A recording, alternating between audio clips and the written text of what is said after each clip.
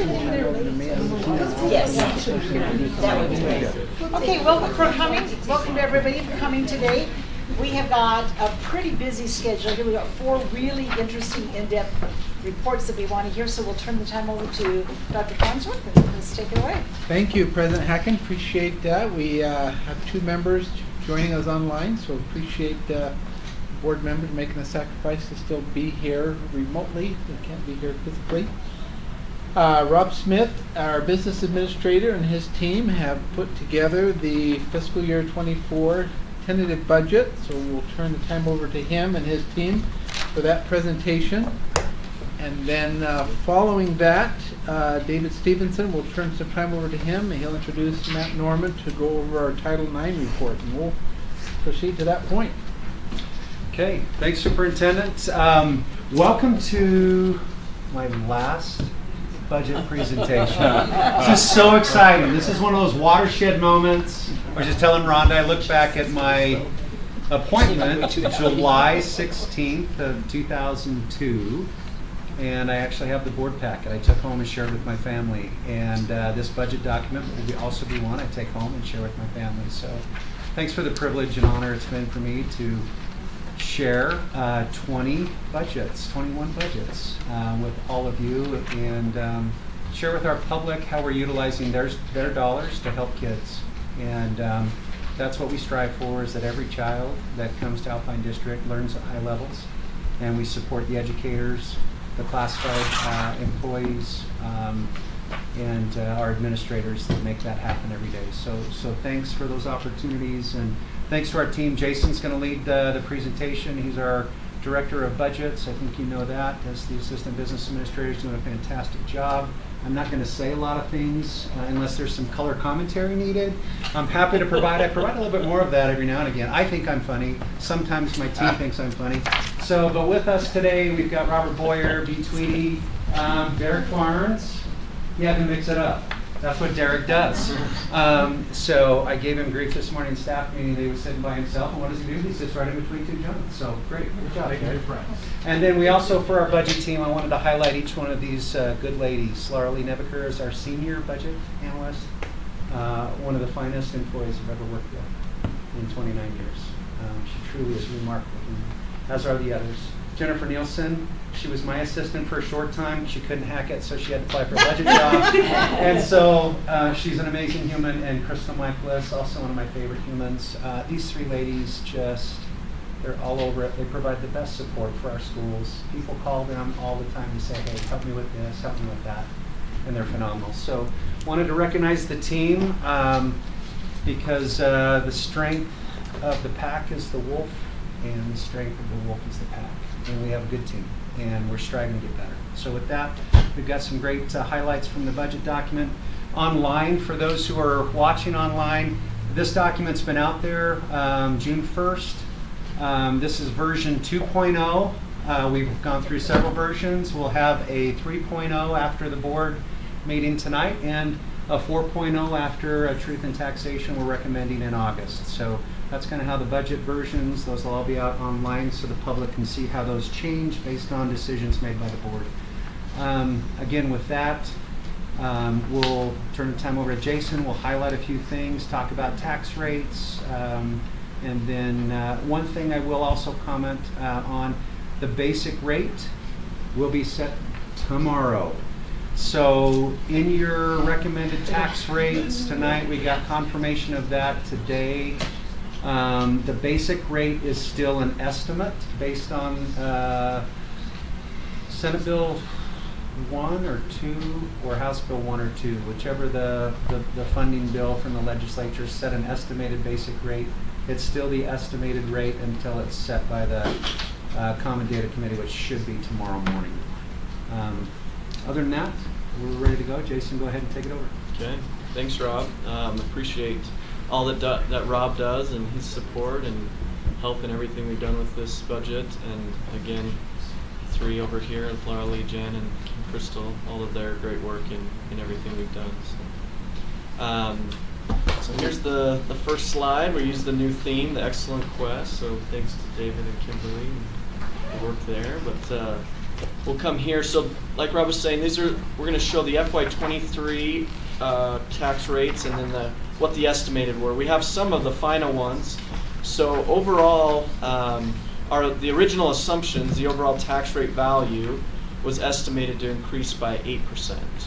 Of that, the tax rate value due to growth estimated at 5%.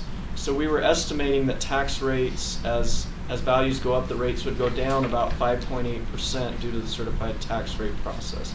So in this book that we have here, that's the printed version and online, these are the assumed rates. And just in the last week, we've got the finalized rates for the voted and board as they're standing through the certified tax rate process, and also the charter school levy.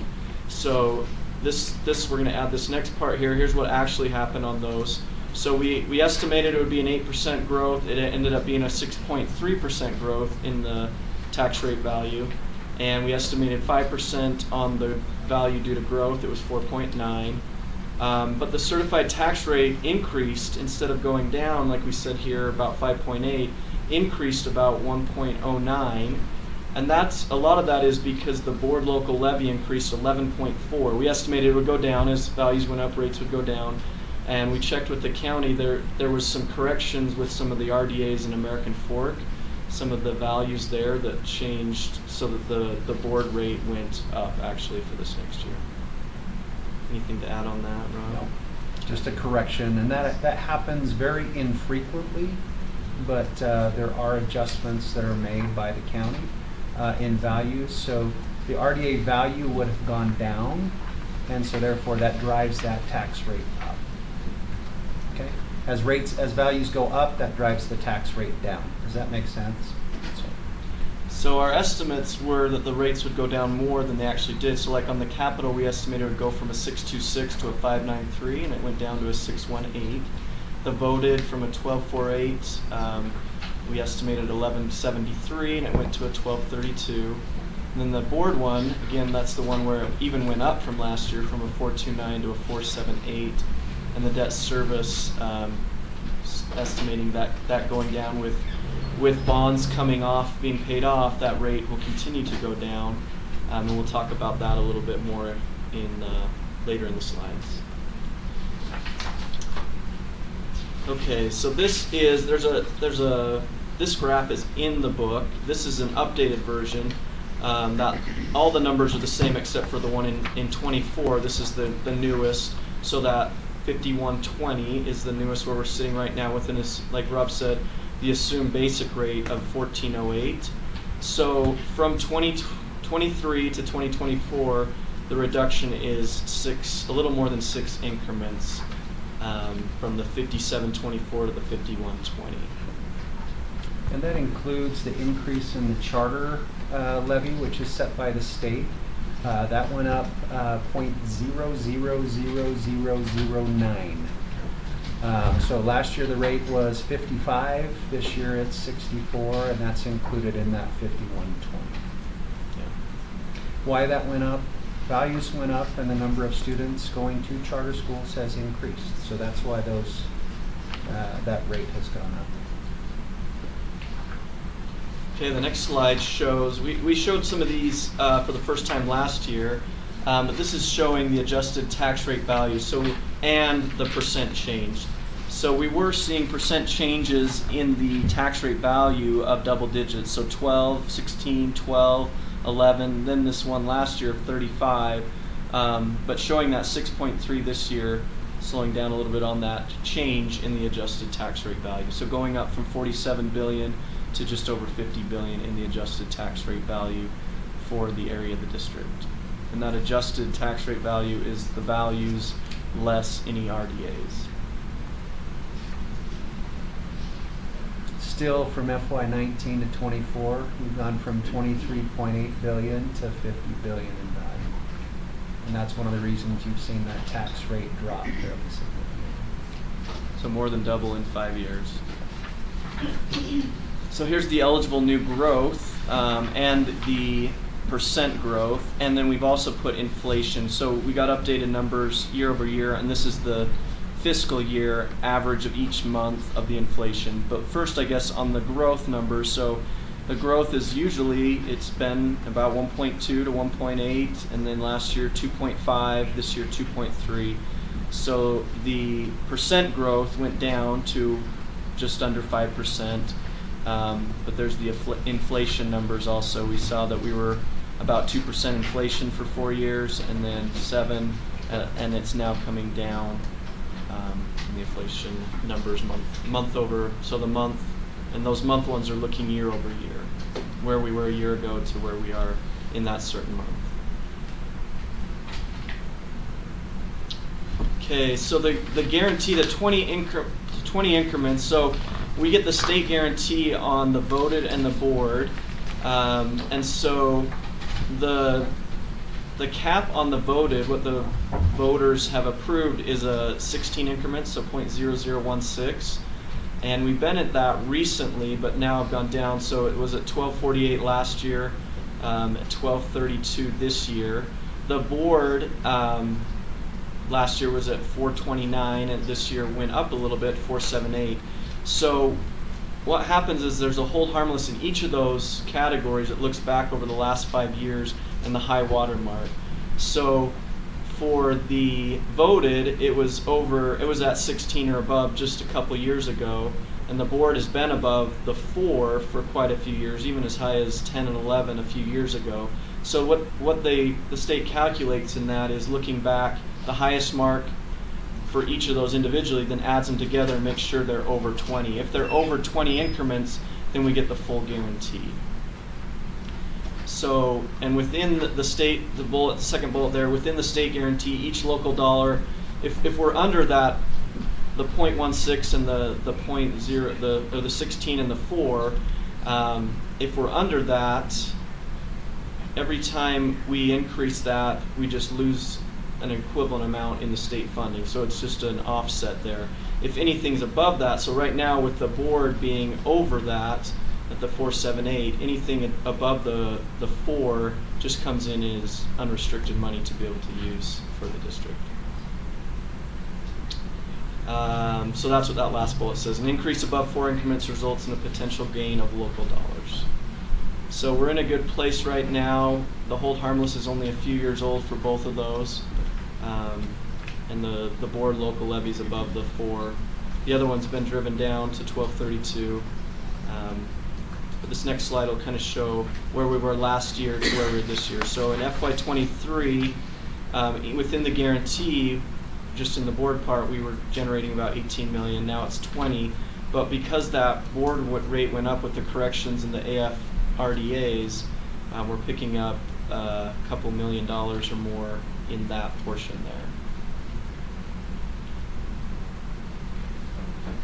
So Jason, let me pause. Joylyn and Ada, you should see an electronic copy of that coming to you right now. I just forwarded that to you. Hopefully that's helpful to you if the audio is not working, or if there's additional questions that you might have. So that's on its way to you right now. Okay, and then any questions so far on any of this? Probably have the most discussion on this next one. So these are the increment options that we analyzed and looked at. So we did discover that we can do an increment in capital or an increment in board is about the same, about 5.4 million per increment that generates from truth and taxation and those things. So we looked at a few options here: 3 increments, all in capital, 5, 4 in capital, 1 in board, or 7, 5 in capital, 2 in board. But that could be changed. If the 5 is a 3 and a 2, and the 3 is a 2 and a 1, whichever way, it generates about the same amount. So starting with the 3 increments, it would generate a little over $16 million with the 5.4 about per increment. So when we put this in the state tax system, it generates a notice that we'd have to put out. And so this shows the costs on a $500,000 home, the median price. The 3 increments would add $89.10 annually, or $743 per month. And that's about an 8% increase that it would show on the truth and taxation notice. 5 increments would go from the 16.3 to 27 plus million, still about 5.5 or 5.4 per increment. and showing that would be an increase of 148.5 annually, or $12.38 monthly, and it's a 13.5% increase from revenue in FY23 to revenue FY24. And then the 7 increments, regardless of which combination of capital and board, it would be really similar. So about a $38 million increase, cost of about $208 annually, $17 monthly, and that's about an 18.9% increase on the truth in taxation notice. One thing we wanted to point out here, so we showed at the beginning, the rate drop from last year to this year was about 6 increments. But showing on these notices, it doesn't show that. It doesn't show, well, you dropped 6 and you're wanting to add whatever here. It's just showing where you would be with the drop and what you want to increase on the truth in taxation. But we're showing about 6 increments drop. Additionally, with the debt service rate, we have a little bit of a fund balance there that we could possibly drop that 2 increments there. So let's say in the case we did 5 increments, wanting to do that through truth in taxation, we have the 6 decrease, plus we could drop another 2 in debt service, add 5, so we'd be sitting 3 increments below the rate of last year. So 3 increments lower than the tax rate last year. I'm sorry, can you explain that last bullet point? I'm not sure. The last one here? I don't understand. Okay, so what is this? It could be decreased. What would happen if you didn't decrease it?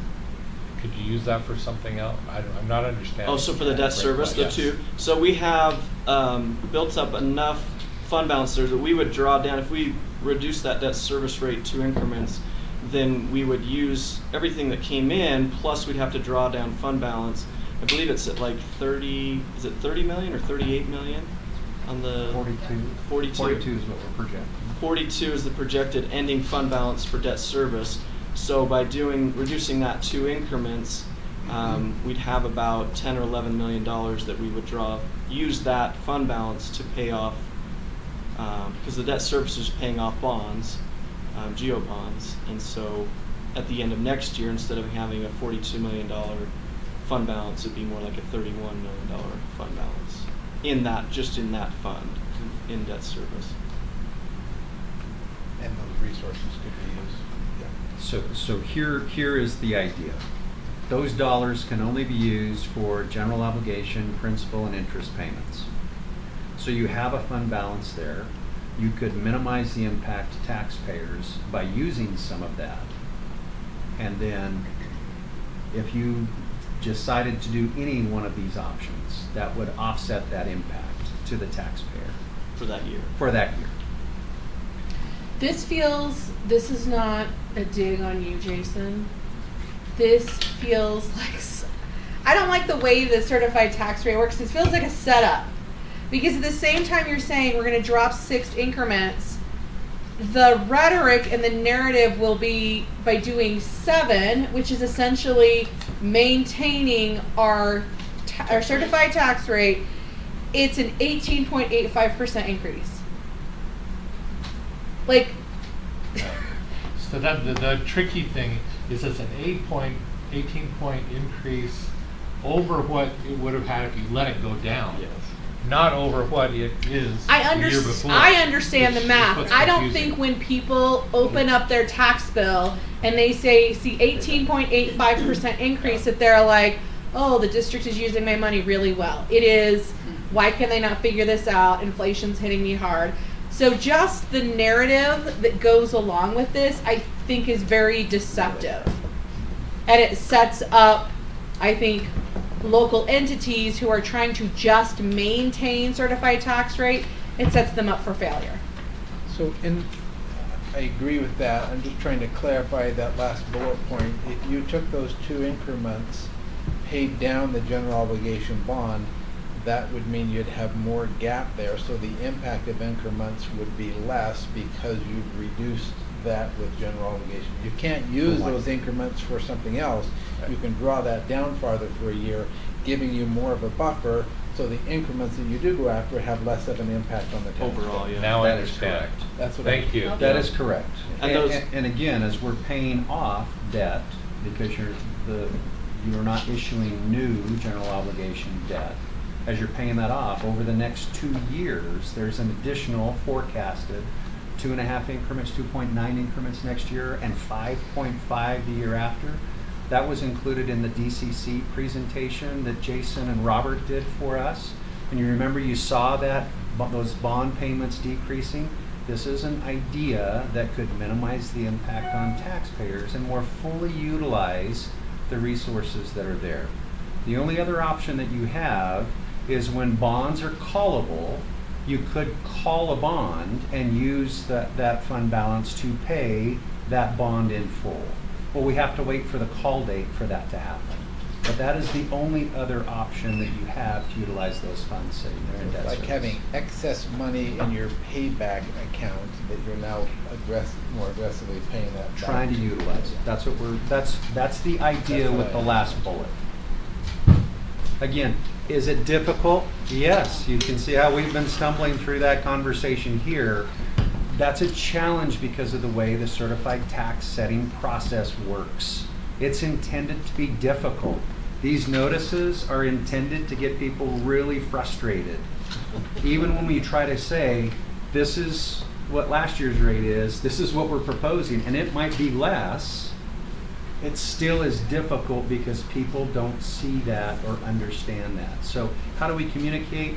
There's some ideas I think we can share with you for the August meeting, but this is one of those that no matter what we say or how we say it, it's going to be a challenge to communicate to our taxpayers that don't spend time working on school finance. Can you drill in one of your handouts? Absolutely. Here's one. And do you need a budget document too? Welcome. Glad you made it safely. Okay, thank you, Jason. Other questions on this piece? Other questions in general? Couple other things maybe that I'll hit. Questions from board members. Joylyn, thank you for your questions. Julie, thank you for yours. One of the things I wrote in notes on the org section. Does mine look like yours? Yeah, yours does too. So, and yeah, I think this is, again, my 4th or 5th version. I don't remember, so I didn't bring all the sticky notes from prior versions. But on the org section, one of the conversations was, can we condense that to one page? Can we look at some ways to streamline that? We'll go back and look at formatting. The program may not allow us to do that, but if there is a way to simplify some of those things, it might be helpful. And then the additions of some of the board accomplishments, allocating 65 board class size FTEs, approving negotiated agreements with the 2 associations, authorizing funding for a middle school, purchasing portables, implementing a scaling model that we talked about for probably a decade, and finally did that. And then these are just Sorry, notes. those are just These- I'm on page Sticky notes. 48. Page 48. So looking in the org section at the boards, kind of goals and objectives, accomplishments, if you will. I'm just highlighting some of the things that we will add to that FY23. And then in FY24, some things you are working on that we didn't capture in this version 2.0. Complete construction of Desert Sky Elementary. We received a brief on that today from Kimberly and her crew. Great job from Scott today. School's going to be ready for kids this August, so we can add that into the completion on 23-24, and then also continue construction of the middle school. One of the things you'll notice too in the capital fund, because you issued bonds last year, you'll see the fund balance increase in the capital fund, and then you see it drawn down as those expenditures in the FY24 budget. So you'll see expenditures exceed revenue because you've already issued those bonds, the revenues received. That's why fund balance this year will go up significantly there. And then you'll draw that down over the next 2 years as that school's built.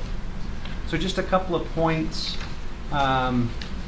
Maybe one other point that I'll hit, just questions from board members. Back in the executive summary, I think this is something that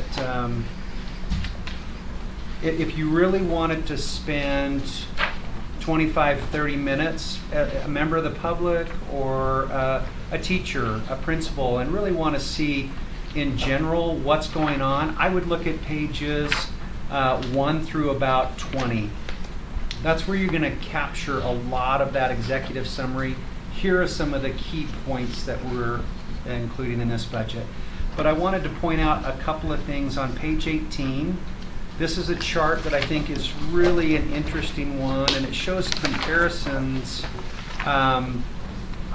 One source on top is the Utah Taxpayers Association School Spending Report, and it shows districts along the Wasatch Front. What is their expenditure per student? How much do they spend on instruction or in the classroom? And then what's that percentage? And you see Alpine as compared with our peers in Utah. Then you take that and you look at surrounding states. And I'm not comparing with California, I'm not comparing with Maryland, but I'm comparing with our region. How are we doing as compared with our expenditures on instruction or the classroom? And that's a good news story. And I think this comparison, again, kudos to the team. I think this is the best budget book we've put together. And that's something that is new and jumped out. You have some things on negotiations with employees. Why did this percentage change with that? Well, we hired more teachers. So when you look at that and you say, well, that jumped 50, 60 FTEs, and all of these stayed the same, so those percentages are going to increase and those expenditures are going to increase. Just a couple of things, again, that I think are helpful as you're looking at this document in that executive summary. The last one I'll hit's on page 17. If you want to look at the budget through the lens of a student, this is a great page to see our expenditures per student. And what changes from the final budget versus our proposed or tentative budget. It shows the changes in student population and how the adjustments each year by category. That's a great one. Another source, if you wanted to look at that type of information, David Stevenson mentioned this morning, and to give him some kudos, worked with the state auditor's office and highlighted some expenditures per student by school. And those comparisons are really easy to navigate on the Project Kids section of the state auditor website to look at these expenditures per student, how they vary among school districts and charter schools, and what some of those variances look like. And again, for our public, I think that's a really good third-party independent source to go and look, just like the Taxpayers Association, to validate or refute information that may be out there. And so those are just a couple other points, again, from questions from the board that I had notes on to share. And then if you're data geeks and you really want to get into the comparative stuff at the back, you got 10 years of data. There's some really good stuff to show really what this board and prior boards have done over a period of time. So Jace? I have a question, because I'd love to see how much money we're spending, in terms of instruction of students, the 70%. But what is the difference between page 18 and page 105? Like, why does this one say instruction is 62.9%, but this, I'm missing something.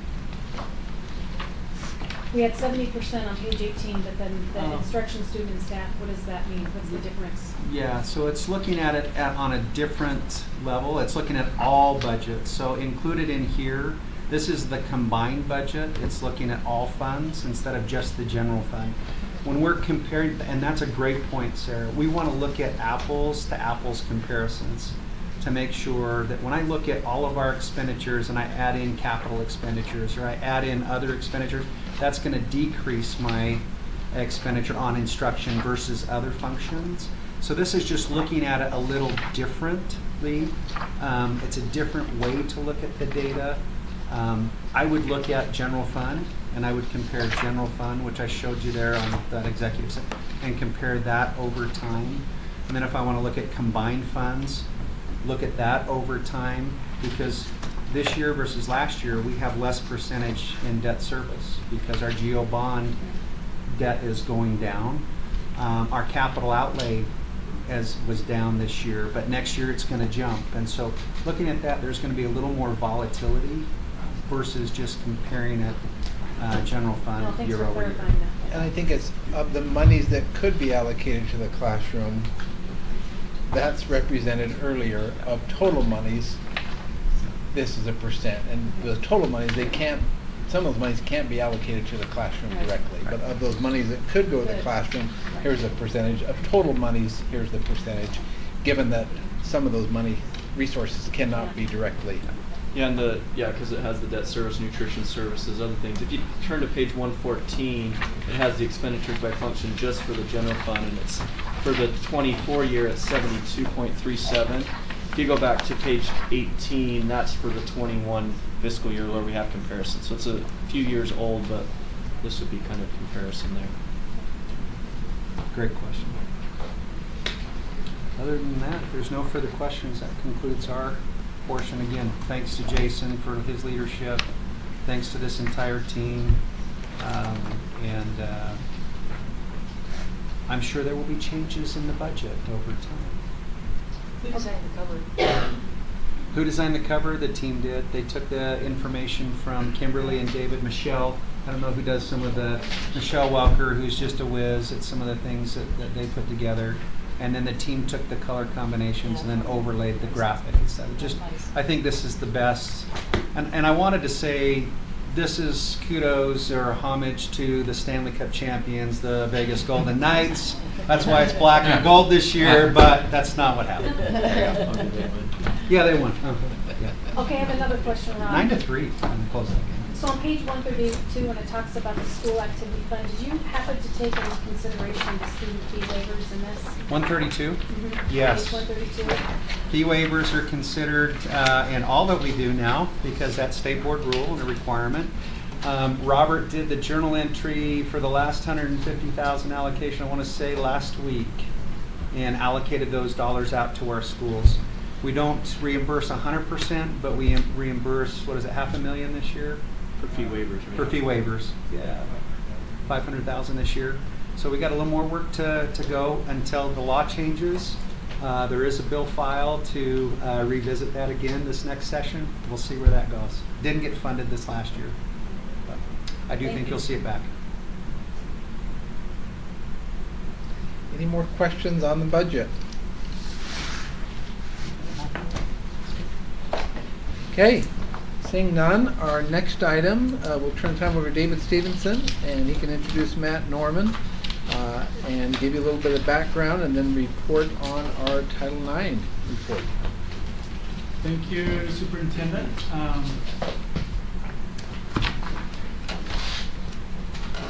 Glad to be here tonight, and just happy to have Matt Norman with us.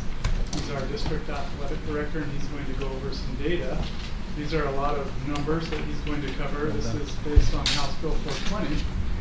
Before he goes, though, I just want to share some anecdotal information about interscholastic sports.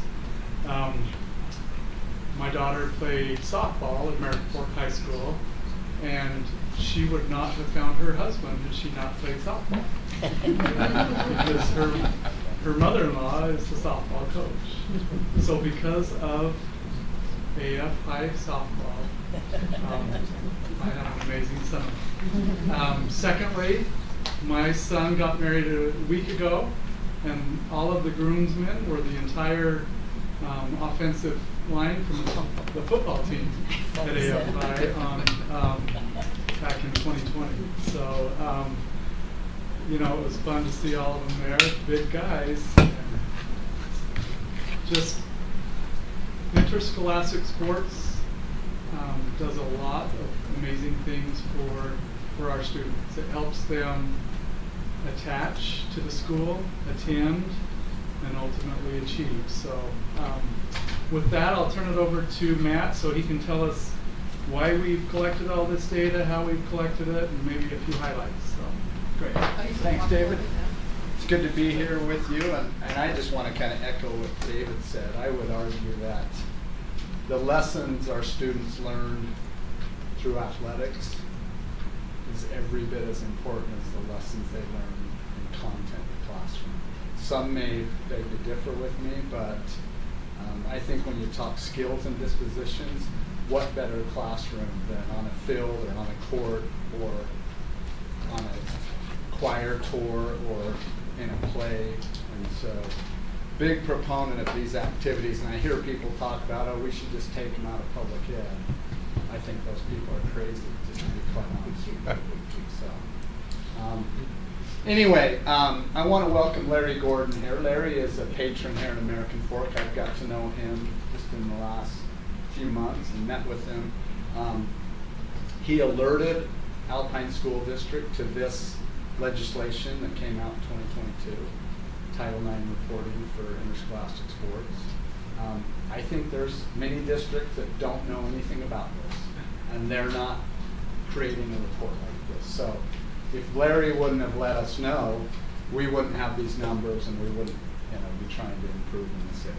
And so we are required to report these numbers. Basically, what sports do we offer? We have to break that down for gender, and then we have to break it down. How much money do our schools contribute to the budgets of those particular sports? And then as a whole, and then how much would that be broken down per student? So you can see that I've got all the sports listed. Obviously, It's nicely color coordinated. yeah, too. you can Like see, school yeah.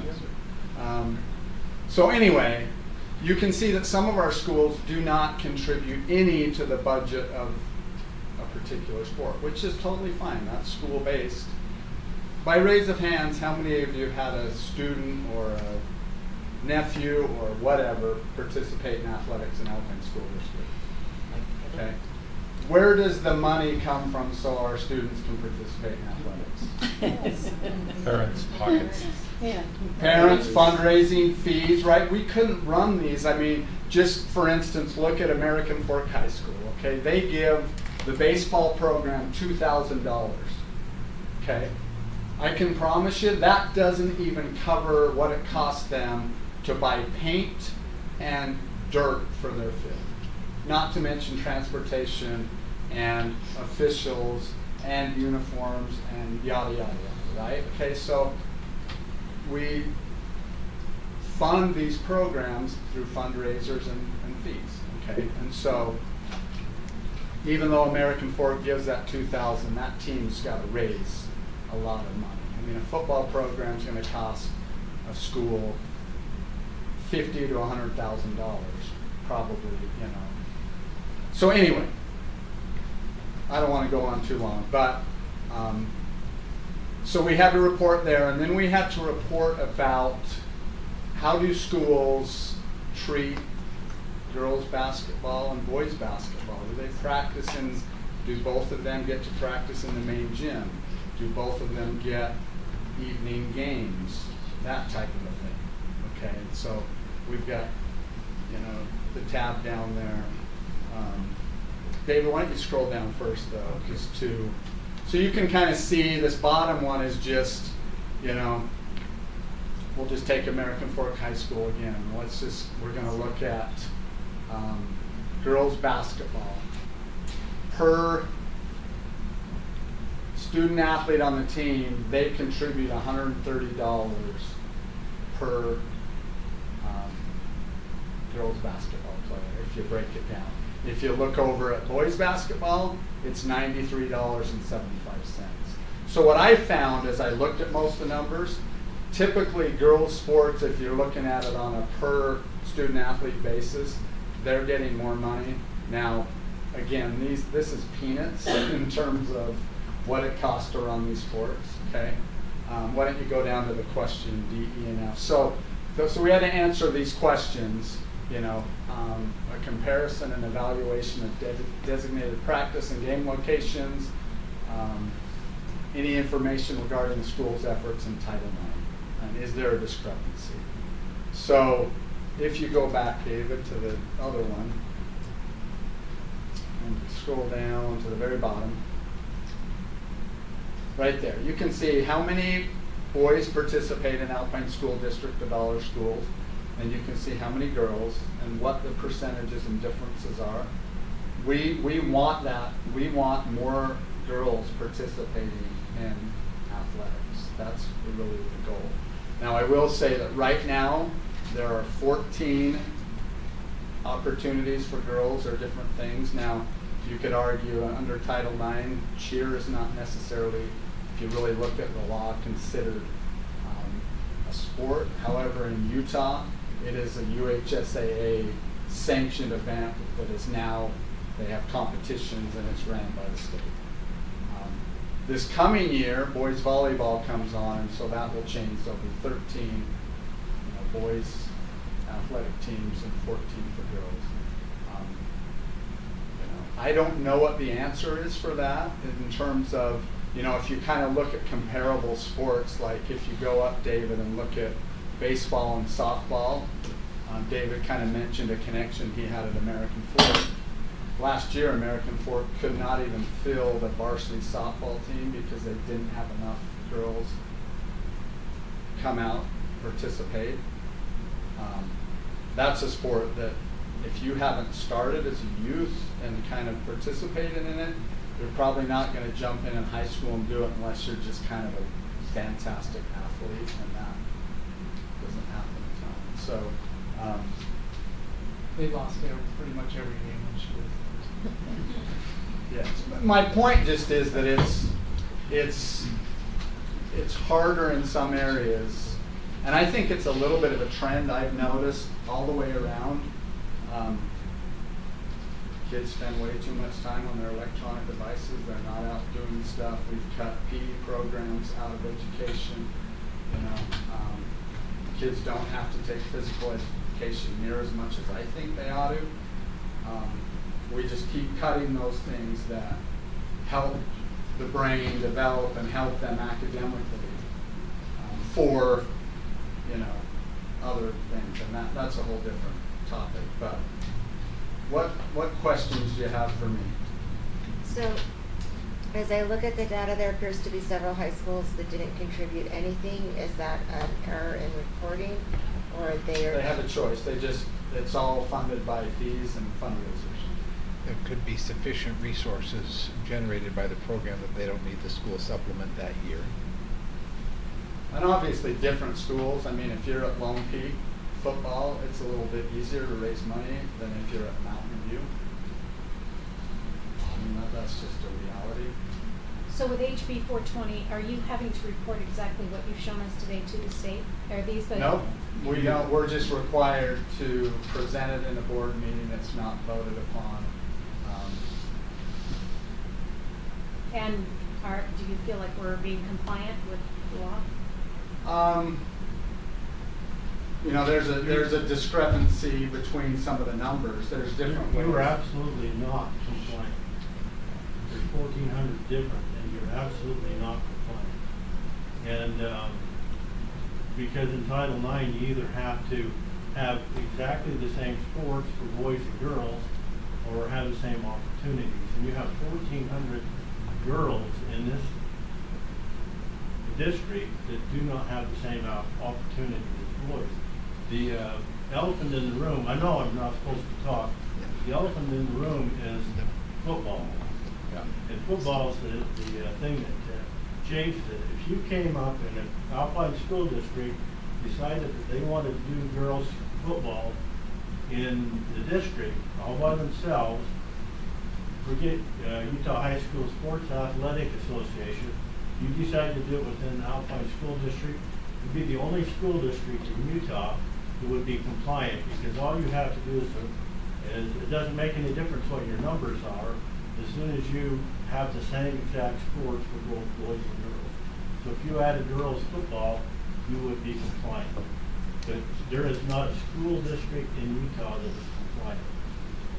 I was going to say, I noticed that with Orem High School, they said, for example, with wrestling, that they don't have wrestling programs for the girls, so they worked out a deal with a school in the area to have the girls travel with them to their meets, and then they would pay the fees. So we're being compliant in the sense that there's offerings there for, if the program isn't necessarily in the school, they can go somewhere else to. Yeah, so the Orem girls participated at Mountain View.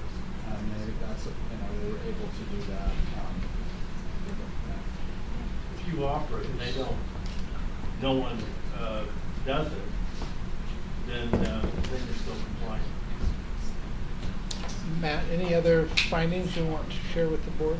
No, I think that's it. If there's no questions. Any other questions from board members? Okay. David and Matt, thank you very much for sharing that information. Next item we have on our study session agenda is the Human Sexuality Committee report. We'll turn some time over to Dr. Joel Perkins, and he will introduce Jess Benson. Okay, thank you. We're very grateful to have Jessica Benson here today. Jess, I was fortunate enough to work with Jess back at Lehigh Junior a little while ago. We're very grateful to have her here. She is our secondary PE and health curriculum specialist, and is here representing our Human Sexuality Committee. Yes. And you sent it to me, right? Yes. Okay, I apologize. No, you're fine. Sorry, mine won't connect. And this presentation today is in compliance with legislative review, an annual review of the workings, any updates on our committee. We're grateful for Board Member Beeson being a member of that committee as well. And I will pull up the PowerPoint.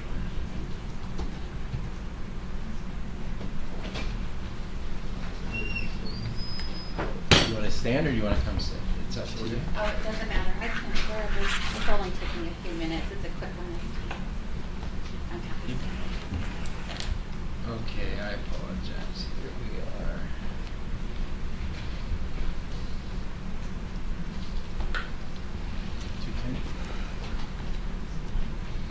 So I'll go ahead and start. Every year, it's my job to report to the board what has gone on in our human sexuality, sex education, curriculum and instruction committees. If you want to jump to the next slide. First, we do have a separate committee that is around for the elementary maturation purposes. About 2 or 3 years ago, we splitted the secondary from the elementary so that they can have their own committee to go over the elementary needs. These are their members. That was their last meeting date, and their agenda was they reviewed their existing policies and programs. They didn't have any suggestions or needs for any significant changes since they've created those new maturation videos that are done at the elementary school level.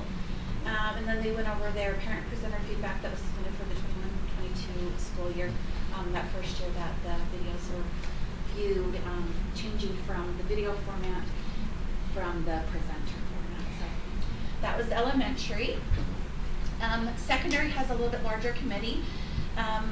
These are our committee members right there.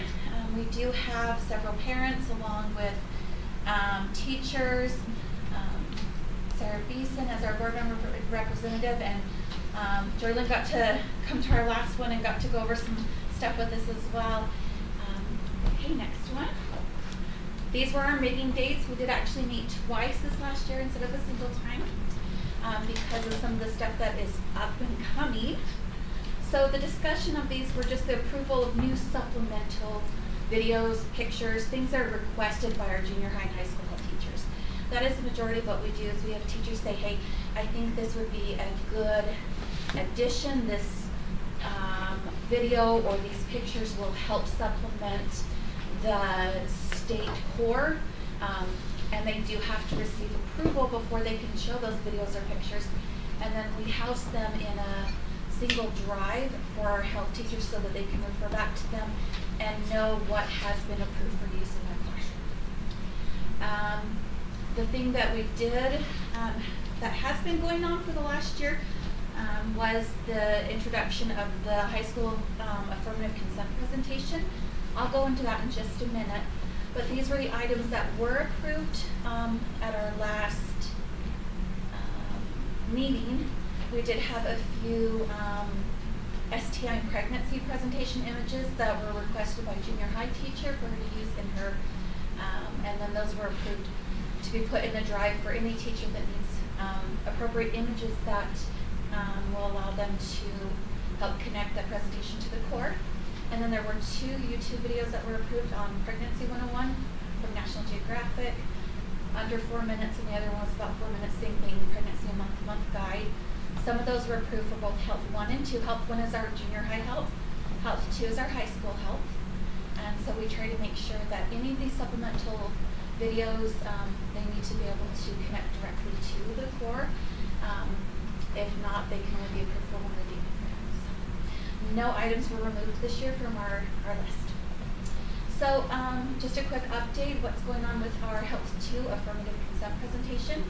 So with the help of our district leadership team, our district school resource officers, our state health specialist, we did a partnership with Provo School District as well, and their school resource officers. We've also had the help of our Utah County Sex Crimes Detective and our Utah County DCFS in creating a presentation that will help with connecting with certain standards from our core about affirmative consent. So we've created a 60-minute presentation that can be done as the teacher, or our desire and hope is that they will partner with their school resource officer, who will be trained on how to present this in the high school classroom to teach the kids about affirmative consent, which is part of our state core. So any teachers or SROs who desire to use this new presentation, and it's still getting tweaked right now, there's a little bits and pieces. We took a lot of feedback from our last committee to try and make sure that we are portraying a positive and strong message, and they will receive training on this presentation prior to it being able to be presented in the classroom if they choose to use it. Okay, next one. So this is what the presentation is about. So the purpose of it is that they are going to be learning about the legal ramifications of affirmative consent. And this is the most specific part right there, so they can be empowered to appropriately communicate and respect their own and others' boundaries. That is how the state is helping us understand what affirmative consent is. It's basically understanding and communicating your own personal boundaries. And as I talked with Jason Thaler, this is an area that he's really grateful that we're going to be having a little bit more information coming across to our high school students with this. Some of the prerequisites that like the Health 2 core, before this presentation is even in the classrooms, they will learn about boundaries and respecting boundaries. They'll learn about negative peer pressure and refusal skills, avoiding risky behaviors, communicating, and how to have assertiveness. They also learn about dating violence and abusive behaviors. So before this presentation is even offered in the classroom, the teacher has to make sure that those prerequisites are in order. And then the presentation highlights is their understanding what affirmative consent is, because like again I said, that shows up in our Health 2 state core now. We talk about coercion and manipulation, what is power and balance, consent and impairment, staying safe online, and probably one of the most important things that this presentation does is it talks to them to find out where to turn for help. Okay, go ahead, the next one. These are, I'm not going to read through all of these, but these are all the core standards that this presentation is linked to for our Health 2. Remember, Health 2 is our high school. These are our sophomores and juniors who are usually taking this class. So it has to do with healthy relationships. Right there, B and C are the two affirmative consent areas. And if you go to the next slide, we are also talking about standards H2889, which is our discussing and understanding harassment, abuse, relationship violence, discrimination, prevention, and reporting strategies. Okay.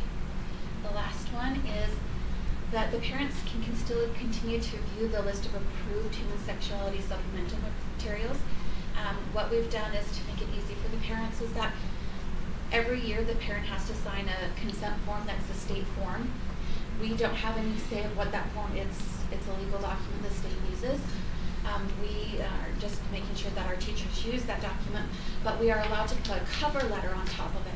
And the cover letter is something that we use as a district as a whole. Our teachers don't really modify that. It is a statement from the district talking about our overview of the human sexuality unit. And on there is a bit.ly link that allows the parent to go to a list of, and it just shows them a list of items that have been approved. Those YouTube videos on pregnancy, different things like that. And then if they want to work with and then we ask them to work with their health teacher, their student's health teacher, if they would like to view the contraceptives. And now, once this gets rolled out, the consent presentation as well, they will be able to access that through their health teacher. So they can see what is being taught in those two areas. But like I said, the consent presentation, once we get a few of our school resource officers trained, we're going to be working with just a handful of schools this fall to kind of pilot the consent presentation in the classroom. And then that's where we will go back and modify and adjust if we need to. But we're really excited. And like I said, we've had a lot of people reach out from the community thanking us for doing something like this. We were recognized by the state, and we had several districts ask if we'd share what we've created with them as well, because this is a hard topic to cover. But it's definitely an essential one. And there's a reason why the state has listed as it being something that needs to be taught in our high school classrooms. So, again, there's no data review required for the 2022-23 year, so next year that's when we'll review that data, but this year that was it. Any questions? I was just curious. Jess, can you hear me? Oh, yeah. Can you hear me in the room? Yeah. This is Board Member Wilson. I just wanted to say thank you for filling what was a curriculum gap that's badly needed, desperately needed, and we were getting pushback from the legislatures in including this in our curriculum, and I think it was appropriate for us to lead out and show that it could be done properly. And thank you for being very thorough in making it a positive thing and including parents and consent, in the whole process. So thank you for leading out in this. It's badly needed. Thanks, Ada. I was just wondering, you mentioned that the SRO participates in the Yes. presentation. Yes. What role does the SRO usually They come in to take? talk about the legal ramifications of how they can be a support system at the school if the child is experiencing abuse or assault. They also talk about power imbalance, age imbalance. And so we bring the SRO in, and it's actually a presentation that's done together with the teacher and the SRO so that they can talk about the legal side of consent, and the teacher can talk about that other curriculum piece of the consent presentation. So what we're trying to do is get our SROs into a classroom where they can have an impact and allow our high school health students to say, hey, here I am a resource, I am somebody that you can come to for help, and this is how the law is going to support you if you are ever finding yourself in a situation where you may need that assistance. So they're just kind of a support piece. We're wanting to hopefully allow them some face time and give our students an additional resource to go to. Thank you. Thank you, Jess. We appreciate all your You efforts. bet. Well done. Thank you very you. much. Thank you, Dr. Perkins. Okay, the last item we have is student achievement data, sharing of that. Scott Sumner from our district leadership team, we'll turn the time over to him and he can introduce his team members. Yeah, I'm excited to introduce Jason Croton's been here before, but Jason is our assessment director K through 6, and he has some great information to share about student achievement data that I think each of you will find. You've really had a great a range of things to talk about today. Student achievement to end on is just such a high positive note of some good things coming up. Oh, thank you. So, Jason.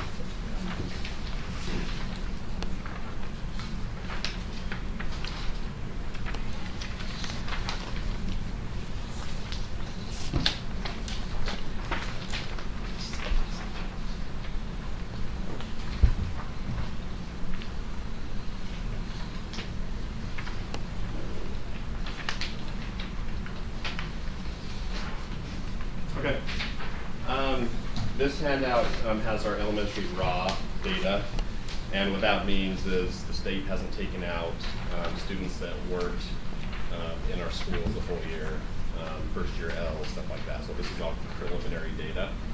As you'll see the KEEP, Acadian's reading, and then Acadian's math on there. And so we'll discuss some of these, and if you have questions, please interrupt. Okay, the first slide, these are raw state numbers compared with our district numbers for Acadian's reading this year. And you can see that our district comes in a little bit higher than the state, and we are ending, this year we ended higher than the state. As we look at some historical data, we know that last year was not a great year for us for Acadian's reading. And so I'll switch that over. Look at that. That's end of year historical trends for our district. You can see that we started Acadians in 2015, and as we got to 2018 is kind of our peak. That was like our high point. And then we know that 19-20 year, right here we don't have any data because of COVID. And then you can see that decline that happened. This year you can see that we are up in proficiency from our previous year. We are excited about that. And as we look at growth over time, this is typical or better growth. So each student gets a growth score to see how their rate of growth is compared to their peers.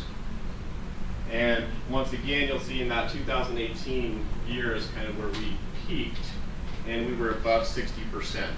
The state goal was 60% growth should be achieved in every grade level.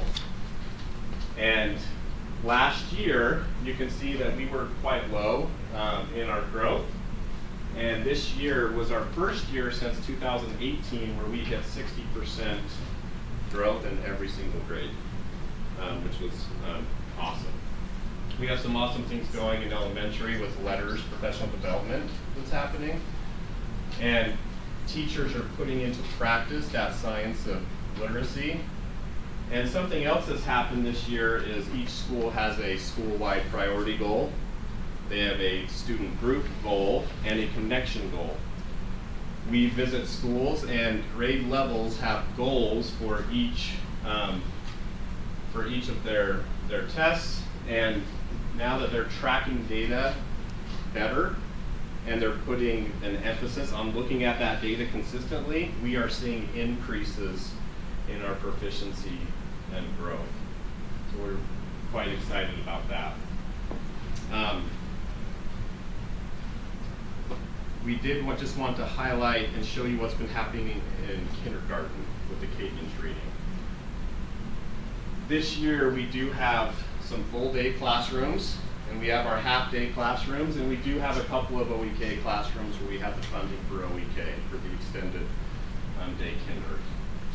You can see that our full day students, they start quite low compared to the entire district or the half day, but then they surpass what's happening in our full day, in our half day kindergarten. Why did they start low? These schools that started to have full day kinder are mostly our Title I schools, which are starting lower. OEK are the lowest students in the school, that OEA program, and that's why they start significantly lower. And then you can see that increase. This year, the literacy department did professional development with those full day kindergarten teachers. They set goals as like a cohort. They came together each month and they tracked those goals. And that made a huge difference in their proficiency and growth.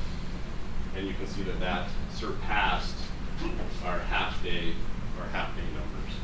So we're excited for next year as we bring on more full day kindergarten classes to see what what that brings. I have a question. Yeah. Did you get more data? Because I thought it was a 6% difference between half day and full day when we looked at it in committee. So what changed?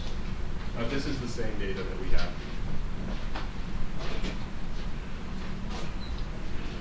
Yeah, I like to look at the chart we have. We have the same.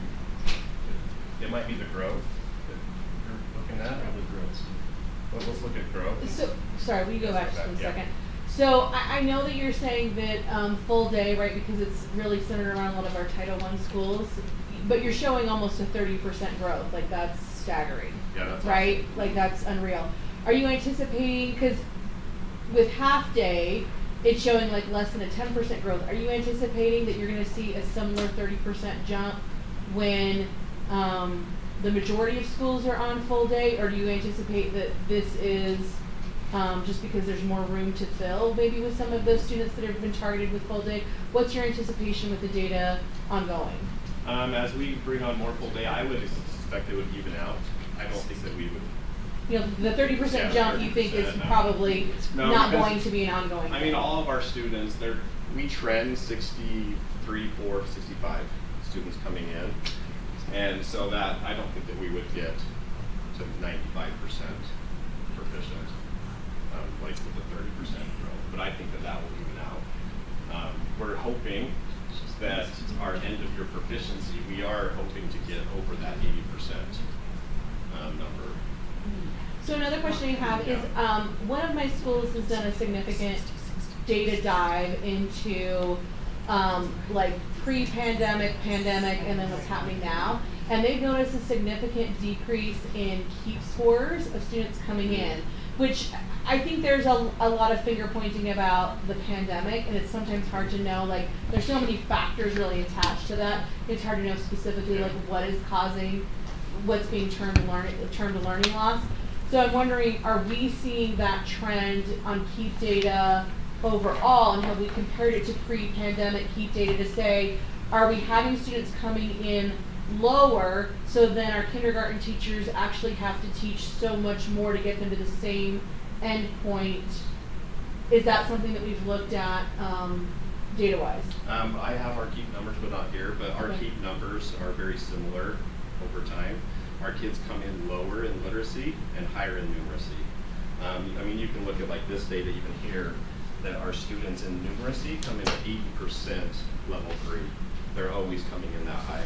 Our literacy numbers are always around that 60 to 65% range. I haven't seen like a big fluctuation in keep, like in the Gables.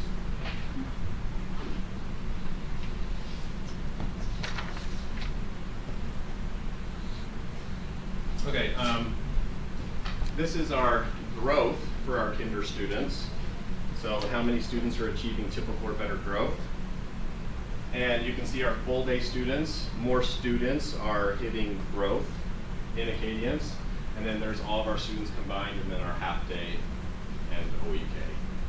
The 60% is kind of the goal from the state. We want that. We want all of our students to make growth. But that is trending higher than we've seen in the past.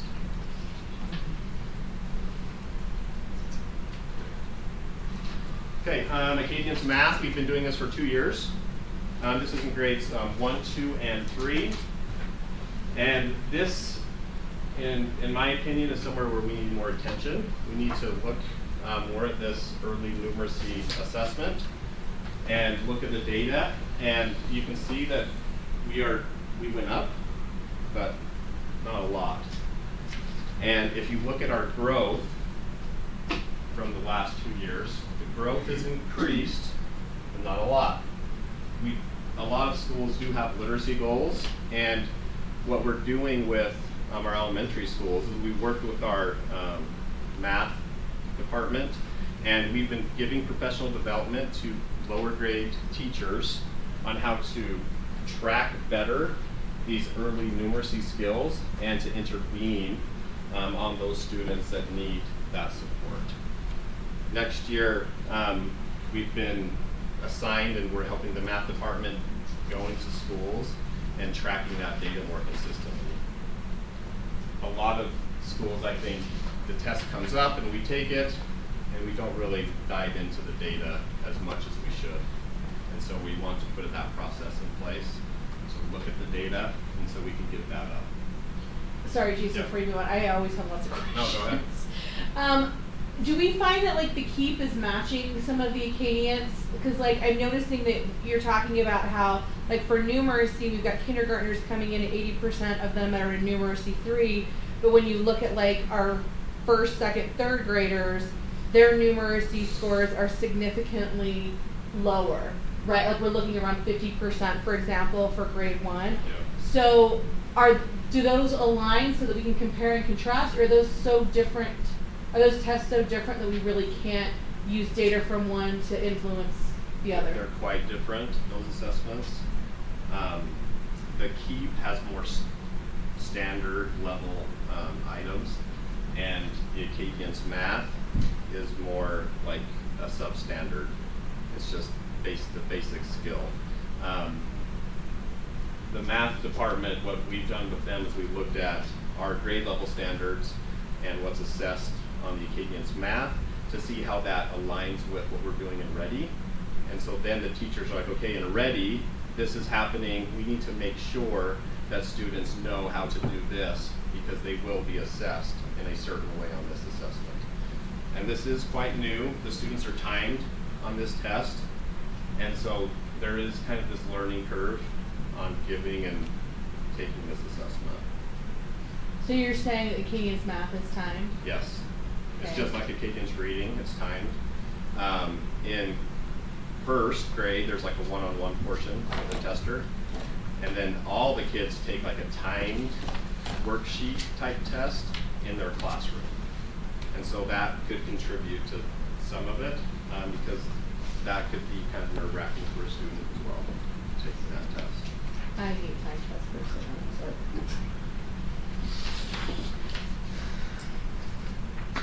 Okay, so we have state goals that we have to report on. This year we were on systems of support for literacy, which what that means is we didn't hit our goals last year. And we met with the state 3 times this year. We looked at our data and we made plans. How are we giving professional development? How are we supporting our schools? How are we making goals and checking on those goals? The first state goal, the one that they give to everyone, is 60% of our students will hit typical or better in Acadian's reading. In grades 1 through 3. We hit 65% this year. Last year, we were like 59.9 and we barely made the goal, like on the very last day. We hit 60%. So this year we are up. And we have this disaggregated by cluster, and I can send all that data where you can dig in deeper and filter it out and look at grades and L and SPED and all those subgroups. So we met that goal of 65%. The second state goal is now we have to meet Acadian's math, 60% typical or better. This year, we were 54% typical or better. We did not hit that goal. And so now, this year, we will be meeting with the state 3 times, making plans, making goals to make sure that we hit that 60% typical or better goal.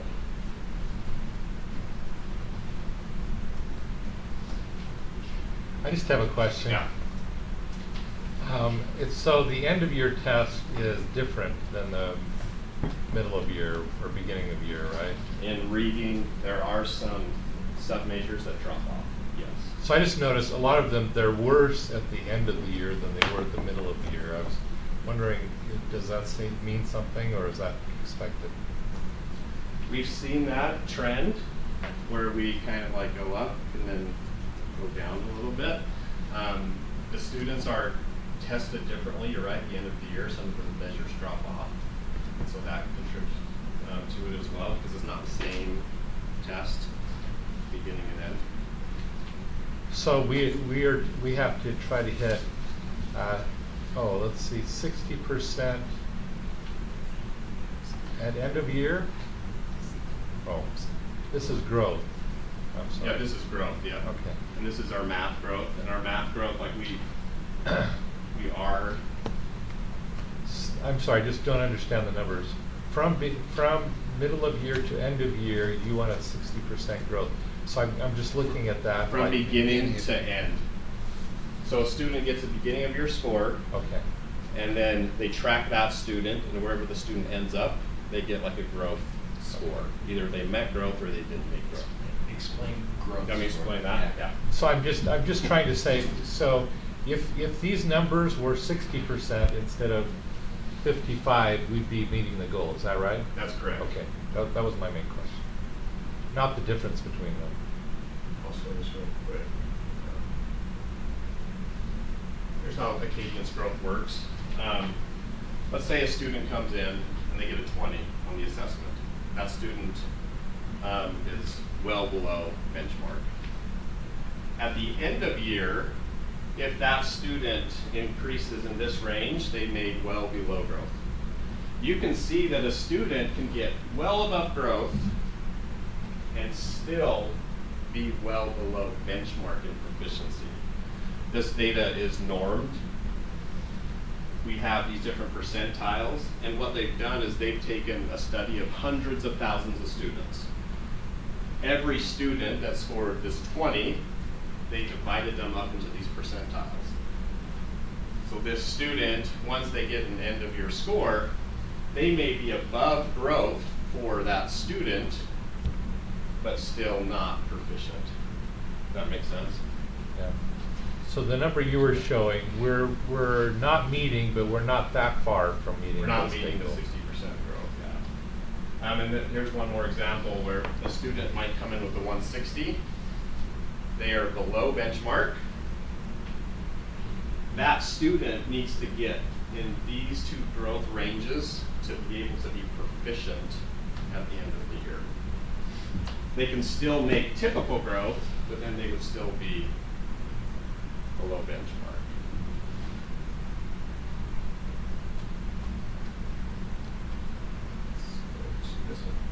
Okay, so we have two state goals that were given, and then we have our LEA goals. Our first one was we wanted to increase kindergarten student proficiency from beginning to end by 9%. We came in at 63%. We ended at 75%, so we increased 12%. And that's all students in kindergarten. That's all students in kindergarten. Yeah, that was awesome. Yes.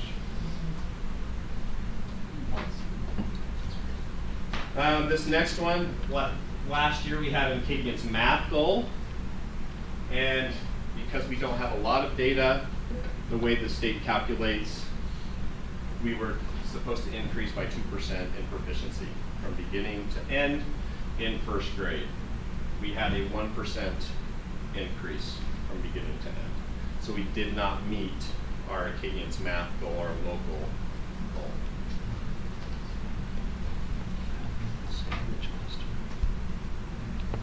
And then our third goal from last year was Acadian's math third grade. We went from 56 to 57. Our goal was 3%. We had a 1% increase, and so we did not meet that goal. So this year we are out of systems of support for literacy, but now this year for math we will meet with the state and go through that process, which is a good process because that helped us a lot, and we've improved our Acadian's reading from last year. Okay. Last, I just want to look at these goals real quick. These are our goals for next year. So we had a state meeting. It was an all-day meeting. We met with them, and we made goals for next year. We met with the math director, literacy director, and we came up, looked at our data, and came up with these meetings. We have two state goals, which is the 60% typical or better. Our next one, we want to maintain and keep going with kinder to make sure that the work that we are doing continues on. We made the goal last year, but we don't want to say, well, we made it, now let's jump to another grade. We want to keep that going. In kindergarten, we have a first grade goal to increase by 4%. So our good work in kinder, hopefully we can, spring that into first grade and keep that going. We do have to have a math goal, and we decided to focus on our second grade students, which is our group that struggles, if you look at the data, in reading and in math. We want to maintain their proficiency. So those are our goals for next year. Are there any questions on any of that? So how does this, I mean, schools have their own strategic plans, right? Yep. So are they supposed to include this, or how does this integrate with their strategic plans? That's a great question.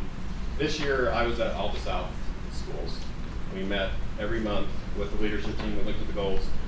Every school had a literacy goal that tied in with our state goal. And so as schools have those literacy goals, it just happens to fit our state goal, which is nice. And I think we'll need to look at, what I'm hearing from you is when there's intentionality about it, focus on it, we're seeing improvement. Yes. We need to increase that intentionality and focus on math. It aligns with literacy because it's a key performance indicator and people are naturally doing that. And we had attention. We had the letters training that came in to say, hey, we're not hitting the mark we need to. Now we need to apply that same intentionality to math. Yeah.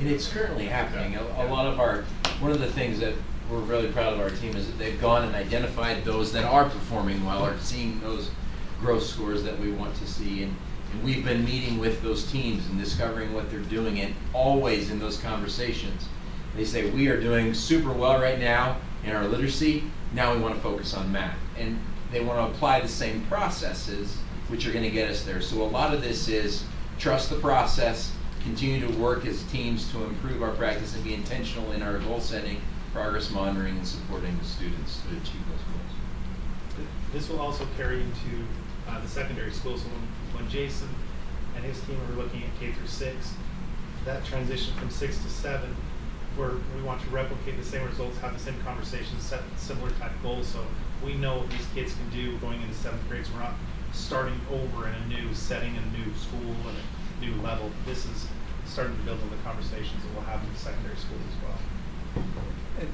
Pleasing to me to see starting to see the alignment of school efforts with the district strategic plan. Yeah. This is evidence-informed priorities, so the school should look at all this data and say, let's break this down to the school level and see where we're at, secondary and elementary. This is more elementary, or this is elementary data. And then, okay, based upon our evidence, where should our priorities be? And then teachers and teams developing goals that are aligned with that strategic priority at the school level, which aligns with the district strategic plan. So I think we're seeing that greater alignment and then focus as your teams go out and provide that support. So yeah, it's good. I think we're trending well. There's areas obviously to improve in, but it's great to see that literacy improvement. You know, that's worth celebrating. Yeah, it's great because last year we did dip significantly, and they hit 60% or better growth in all of our grade levels, and that hasn't happened since 2018. So we are seeing an increase in our literacy, which is awesome. Anything else, Jason, for this team? Any other questions from the board? Scott, anything that? No, we're excited. We have a team that they're excited, they're passionate about student success and student achievement. So the work and conversations are in line with data and their strategic plan for the district. It's really exciting work, and we just have a great team working through. President Hacken, we turn the time back over to you. I say, let's go to dinner. Okay. I think we're done here. Thank you for your presentations. They were very helpful.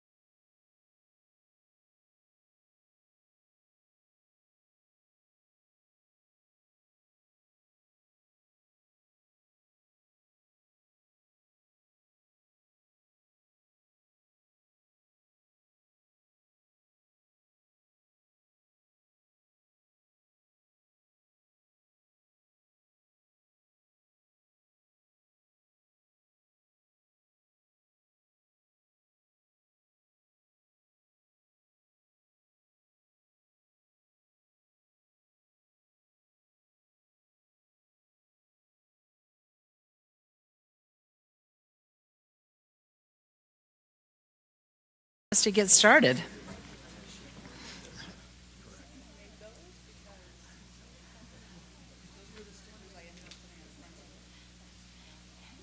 As some of you may know, the school board has two main functions, or two main responsibilities legally. One is over budget and the other is over policy. And tonight you're going to see a good example of both of these. We're going to have two budget hearings and we're going to talk about four different policies. So we've got a lot on the agenda. So let's start. The first thing we want to do is a budget hearing for our fiscal year 23 budget. So I now declare the public hearing on the final budget for fiscal year 22-23 open. At this point, if there is anyone who has a public comment they would like to make, now is your opportunity. There is no one signed up on the sheet, but that doesn't mean that there may not be someone here who would like to make a comment. So is there anyone who would like to comment on the fiscal year 22-23 budget?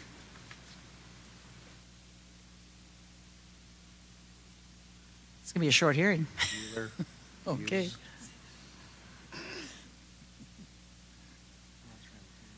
All right. If there is no one who would like to make a comment at this point, then I will declare this hearing closed. Now, the next hearing starts in 10 minutes, so you may talk amongst yourselves or ramble around a bit, and at 6:10, we will start the tentative budget hearing for the fiscal year 23-24.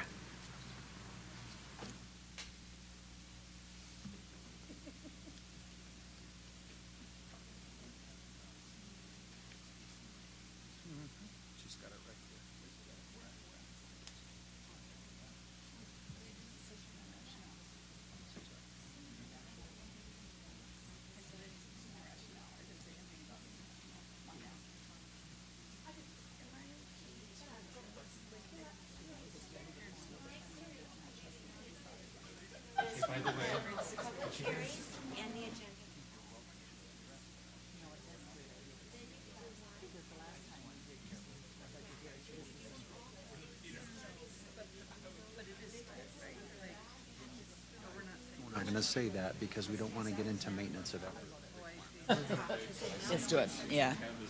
Rob says we can't do it that way.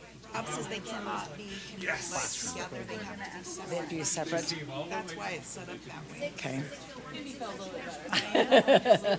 wanted to do like 40.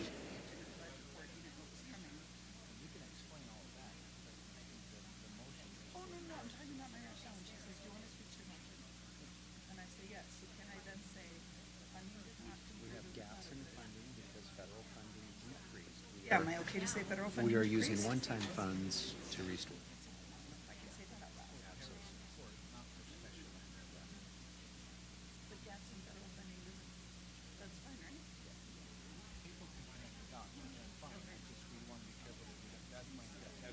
Yeah, I don't want it on public record saying this is special ed only because then I could have somebody come in and say, well, now you have a maintenance of effort. No, I get that. I just thought they're gonna say, why do you have to do one-time funding? What's going on? Federal money decrease. Because that could be ESSER, that could be SPED, that could be. But we are going to direct these to our special ed plan. We're going to provide paras to try to provide support for regular ed and special ed students. I'm not even gonna say that regular ed and special ed. But I if wouldn't either. But if I can just say decrease in federal funding. Absolutely. That's what I want. That's the primary reason. Mine's on.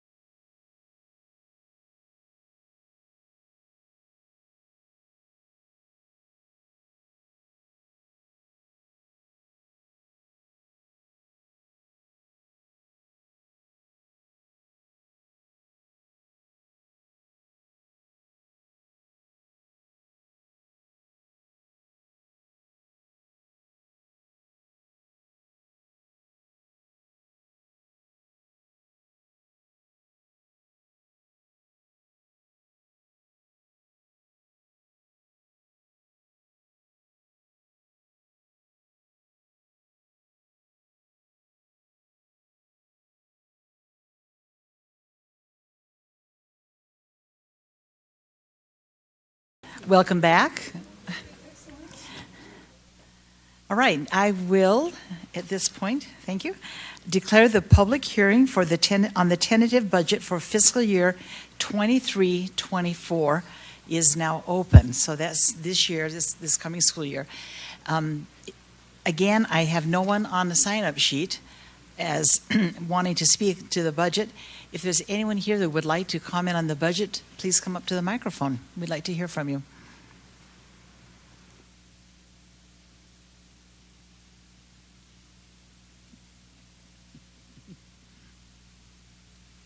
Okay, with no further comment then, I now declare the public hearing on the tentative budget for fiscal year 23-24 closed. And we will be discussing voting on that budget in our regular board meeting, which will start at 6:30. So again, feel free to meander and talk amongst yourselves. And our board meeting will start at 6:30. Thank you.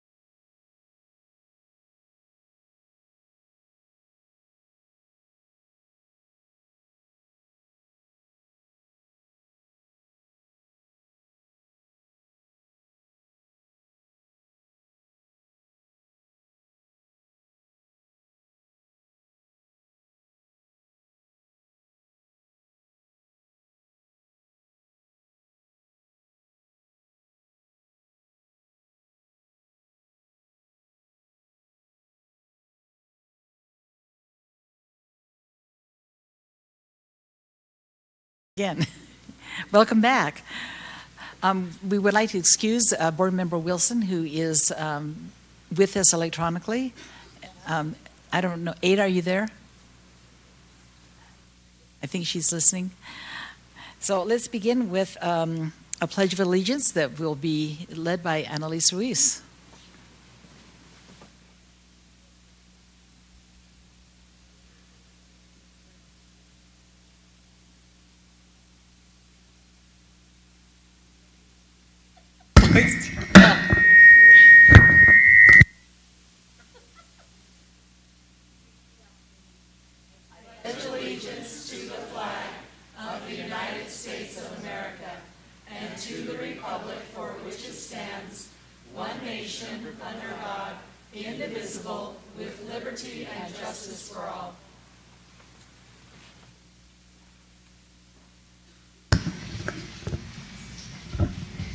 Board Member Hacken, I am here, present. Thank you. Thank you. All right, our inspirational thought of recognition is going to be a little unusual tonight, so we'd like to invite Region 9 PTA to come up. And if that doesn't inspire you, nothing will.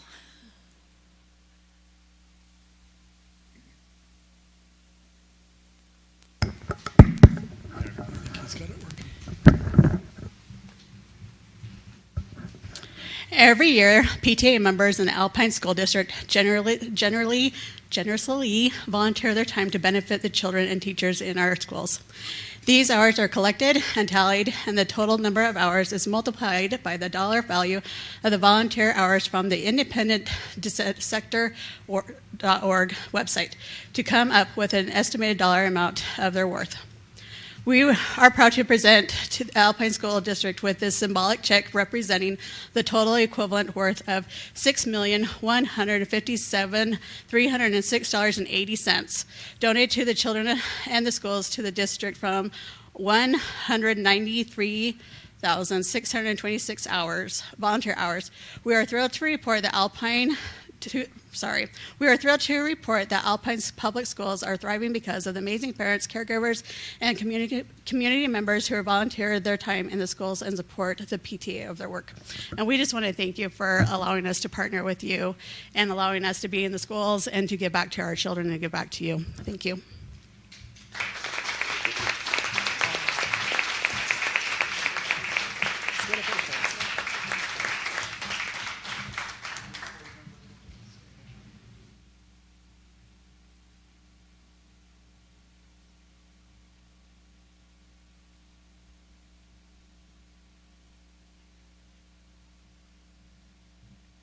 Carissa, did I hear you right?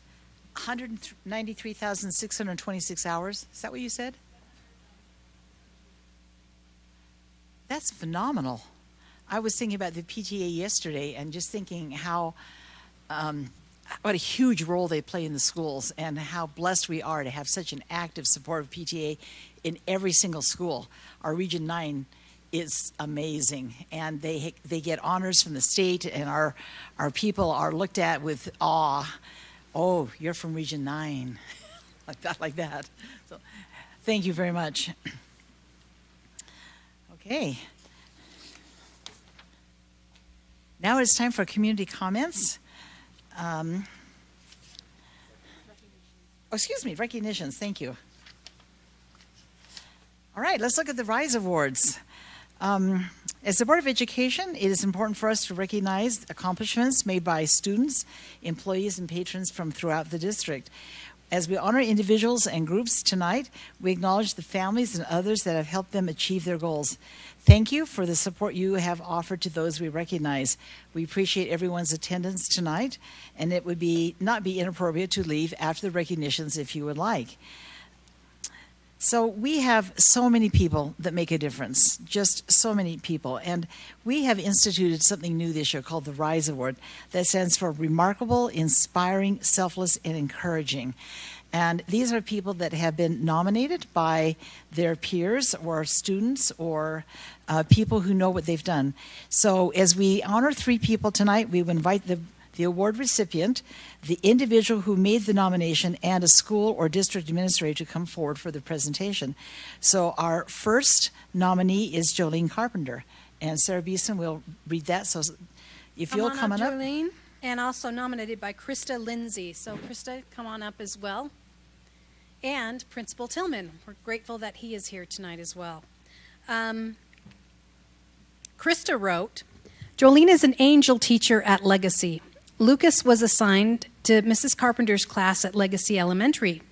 I knew she was a good teacher, but didn't know her well. However, I felt her patient personality would fit our eccentric caboose baby better than the other wonderful options at Legacy. From September until the end of January, I attended kindergarten, and what I witnessed amazed me. For 120 days, I witnessed personally her ability to show such attention, love, and care to each of the 4 kids in her class with extra needs. Without fanfare or being asked, she has developed a special way of teaching each of these children to fit their individual needs, all while expertly teaching a total of 24 different kids, at least 4 needing special attention nearly full time. On more than one occasion, I was moved to tears at the compassion and love she demonstrates.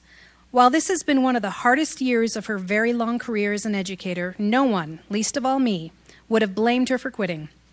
She keeps coming each day and keeps loving these kids. Truly, angels walk among us, and Jolene Carpenter is one of these unsung heroes without whom so many children would be much worse off.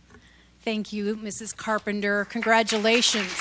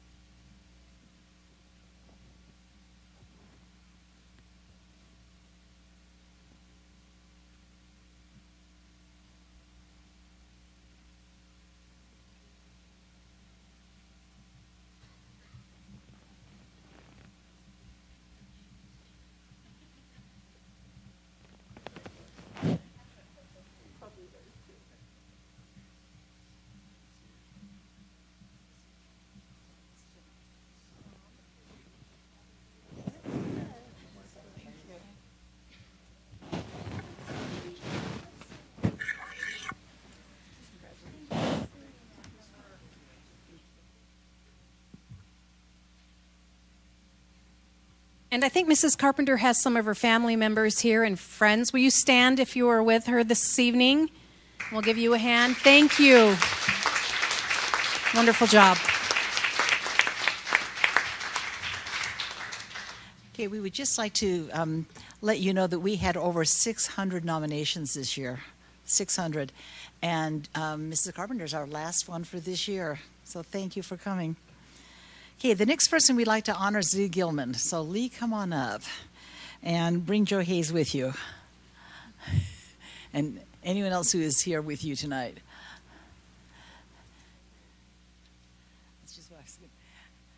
Okay, for those of you who don't know this amazing man who's wearing such a great tie tonight, love it.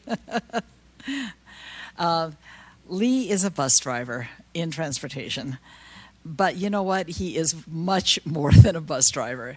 He is a friend, he's a confidant, and he's a legend. Lee has been driving for us 55 years. Yeah.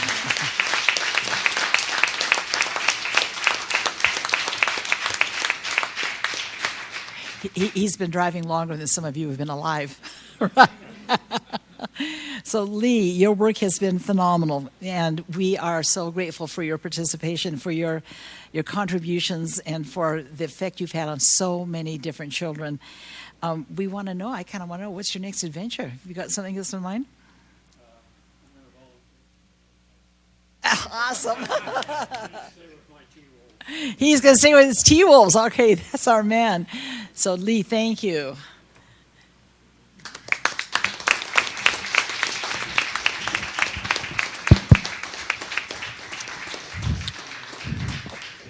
President Hacken, if I may.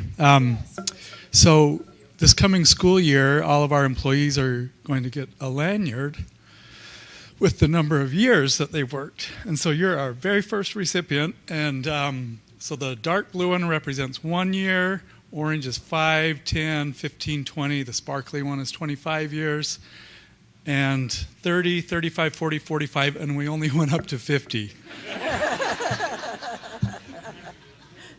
I'll let you trade that over this minute.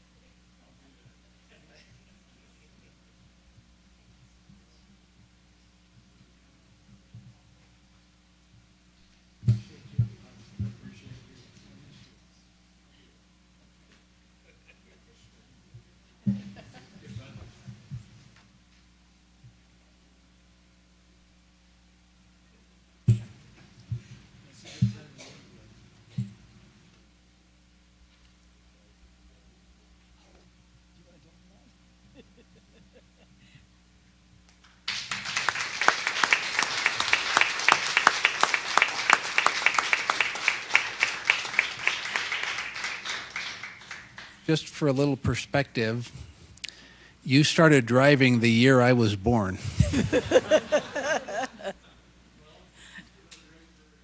Yeah. And I've never seen you without a smile on your face. And I think that is Lee Gilman, the joy that you bring to your work every day and transmit to your students. So a remarkable service to Alpine School District and hundreds of thousands of students that you have affected. So thank you. So Lee, if you have family members who are here, please stand up, those who are supporting Lee.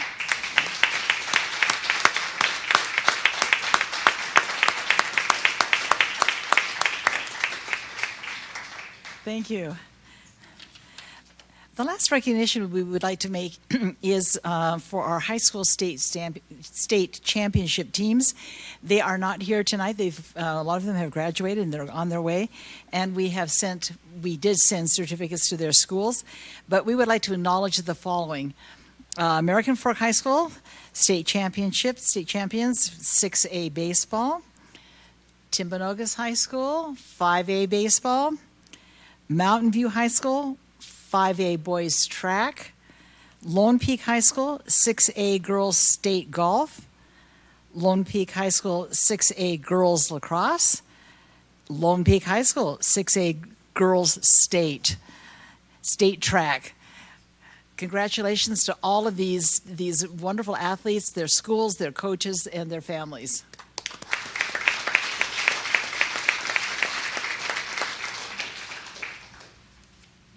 Kind of makes you proud to be from Alpine, doesn't it? Okay, now we'll have some public comments.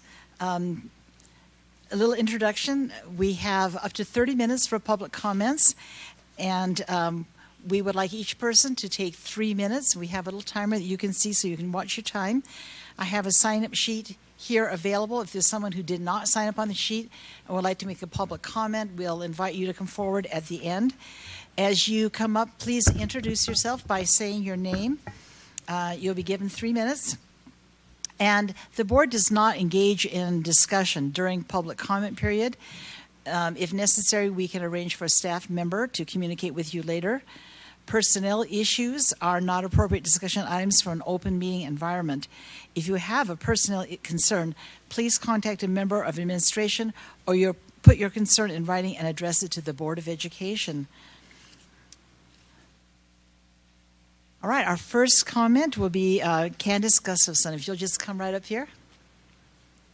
All right, and just to note, I'm a representative for our neighborhood, so they said that I got 5 You can have minutes, 5, yes. Since I'm the only one Yes. speaking. So my name is Candace Gustafson, and did I need to say my address? Sorry. We've got it. Thank No, you. okay, we're good. We've got it. That was last time. And I'm here as the Violetto neighborhood representative about the Belmont Elementary School boundaries. Tonight, there are 2 options before the board. Option A was initially the only choice, and option B was created as a result of community feedback and further study from the district.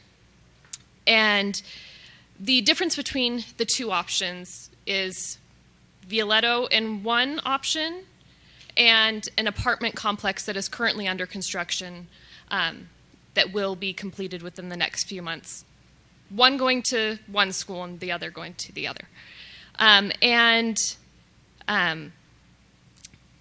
Both options reflect only a few student difference between the district's projected enrollment. So it doesn't make a big difference about numbers, but I am here to share why we feel that option B is the better option for both the Violetto neighborhood and the apartment complex students that will eventually be there.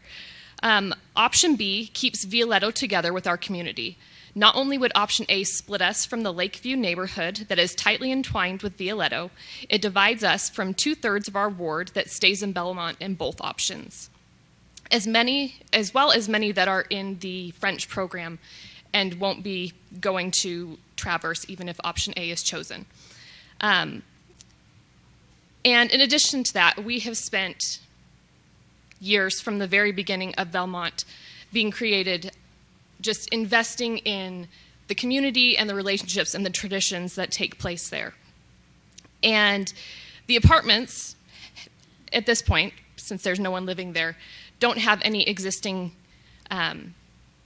connections or community disruptions that would happen by being in the Traverse boundaries.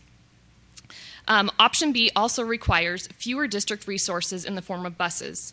Keeping Violetto in the Belmont boundaries does not require a bus because we already don't qualify due to the steep grade of our roads and tightly turning topography of our neighborhood.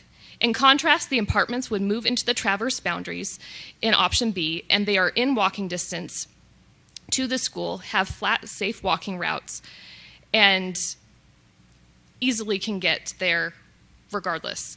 The contrast is it was put in, if option A was chosen, buses would be required to get students from the apartments to Belmont because there are no safe walking routes and they are beyond the geographical distance that requires busing. In contrast, if Violetto is in the Traverse boundaries in option A, we don't have safe walking routes and we still don't qualify for a bus because of our roads. So we are already used to having to drive to Belmont, and we are also the only neighborhood that's in the boundary change conversation that doesn't have busing or the option for busing, which is a problem because it causes a schedule conflict with option A. The start times at Traverse Elementary, Viewpoint Middle School, and Skyridge High School all start within 30 minutes of each other, between 7:45 and 8:15. And it's nearly impossible for parents to get kids to 3 different schools at essentially the same time, especially when factoring in the amount of time that drop-offs require. There are many families in our neighborhood with kids in both elementary and secondary schools that this scenario applies to. Since we do not have the option of sending kids on a bus to any schools, this produces an undue hardship on a daily basis. Option B eliminates this conflict due to Belmont's 9:15 start time, allowing Violetto parents to drop off kids at all 3 schools, and it is not an issue for those living in the apartments due to the bus access for secondary schools. We know that you've spent a lot of time and considerations. Many of us in our neighborhood have spoken to each of you directly in meetings and past board meetings, and we are grateful for your consideration and the collaboration that we have had, and we just really hope from a personal side and also from logistics side, that you keep Violetto in Belmont and vote for option B tonight.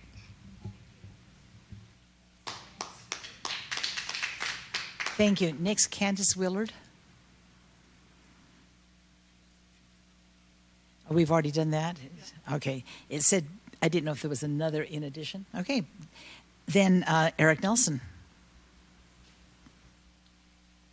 I am Eric Nelson. I live in Linden, grew up in Pleasant Grove. All of my kids attended Alpine School District schools, grade school on up. I'm here tonight to speak on behalf of the LGBT community. I have a daughter. My youngest daughter is a lesbian woman. And that's a very challenging thing for a kid in our schools. I saw some of the news articles recently of one of the challenges here, and I think it was a Lehigh school, where the flags were taken down out of their school. And I speak on their behalf. They don't have very many people standing up for them. And I don't know where you come from, what kind of background you have, but my background was LDS here in this community. And I can just simply say everything I had learned about the LGBT community was just incorrect. They are not, this is not a character issue. This is an act of creation. They are biologically engineered this way. Now, I wrote a letter to you guys and posted it on your board, and Mrs. Mortensen said she would send it to all of you. I just ask you to read through that and then look at the materials that are out there. I've listened to or read and studied about over 700 LGBTQ humans, mostly here in our community. And I promise you that they are deeply in distress. The research shows that they are considering suicide at about a 50% rate in 2022 in the state of Utah, ages 13 to 24. This is worse than the pandemic. So as a dad, you know, Carly made it through Timpanogos High School. She survived. She was a soccer player. That saved her life, likely, right? She went to the University of Utah. She came out. And the University of Utah was very accepting and very loving of her. Mark Harlan, the athletic director, her coaches, they helped her through as her parents had a lot of growing and learning to do, right? All that kind of stuff. So again, I think you should let these kids have their flags. Let them post them in school. They need a safe place. And if you look at the research done in the Trevor Project across this nation, you'll see how important that is. So this was my first visit at a board meeting. I loved seeing that teacher recognized and the bus driver here. We've got kids that need help, and they're gay kids and LGBTQ kids, and I'm asking you to stand up for them and let them have their flags here in this school district, even though other kids don't understand them, even though the political climate is going to be intense because of the elections coming up, right? You know, the whole national thing here, it becomes a political issue, but it's not. It's an issue of saving kids from very difficult circumstances. So thank you for listening, and I wish you guys all the best. Thank you. Thank you, Mr. Nelson. Appreciate that. Is there anyone else who wanted to make a community comment who did not have a chance to sign up? Okay, that being the case, let's move ahead. Dr. Farnsworth, approval of the minutes? Yes, I believe that's your action, President Hacken, and then I will pick up on routine business. Thank you. All right, I need a motion to approve the minutes. I move that we approve the minutes. I'll second it. Thank you. It's been moved by Mark and seconded by Sarah that we approve the minutes. Are there any comments? Seeing none, let's vote. All in favor say aye. Aye. Aye. Any opposed? Say no. Nay. Okay, motion passes. Dr. Farnsworth. Thank you. The first item is your claims for the month, and I recommend you accept the claims. Okay, do we have a motion to accept the claims? I move that we accept the claims. Okay, do we have a second? I second it. Okay, it's been moved by Stacy, seconded by Mark to accept the claims. Are there any comments? Any discussion? Seeing none, let's vote. All in favor of accepting the claims, say aye. Aye. Aye. Any opposed? Okay, the claims have been accepted. Thank you. You have also received the routine business for the month, and I recommend you accept the routine business. Okay, I need a motion to accept the routine business. I move that we accept the routine business. And a second? I'll second it. Thank you. It's been moved by Mark and seconded by Sarah. Beeson, do we have any discussion on this? Seeing none, let's vote. All in favor say aye. Aye. Any opposed? Aye. Thank you, Ada. All right, we have accepted the routine business. Now let's move to action items. Dr. Farnsworth. Yes, the first action item is the approval of the fiscal year 2023 final budget. So I would invite our business administrator to be available for any questions or comments that the board has, but I recommend your approval of the final budget for fiscal year 23. Okay, do I have a motion to approve the budget for the fiscal year 23?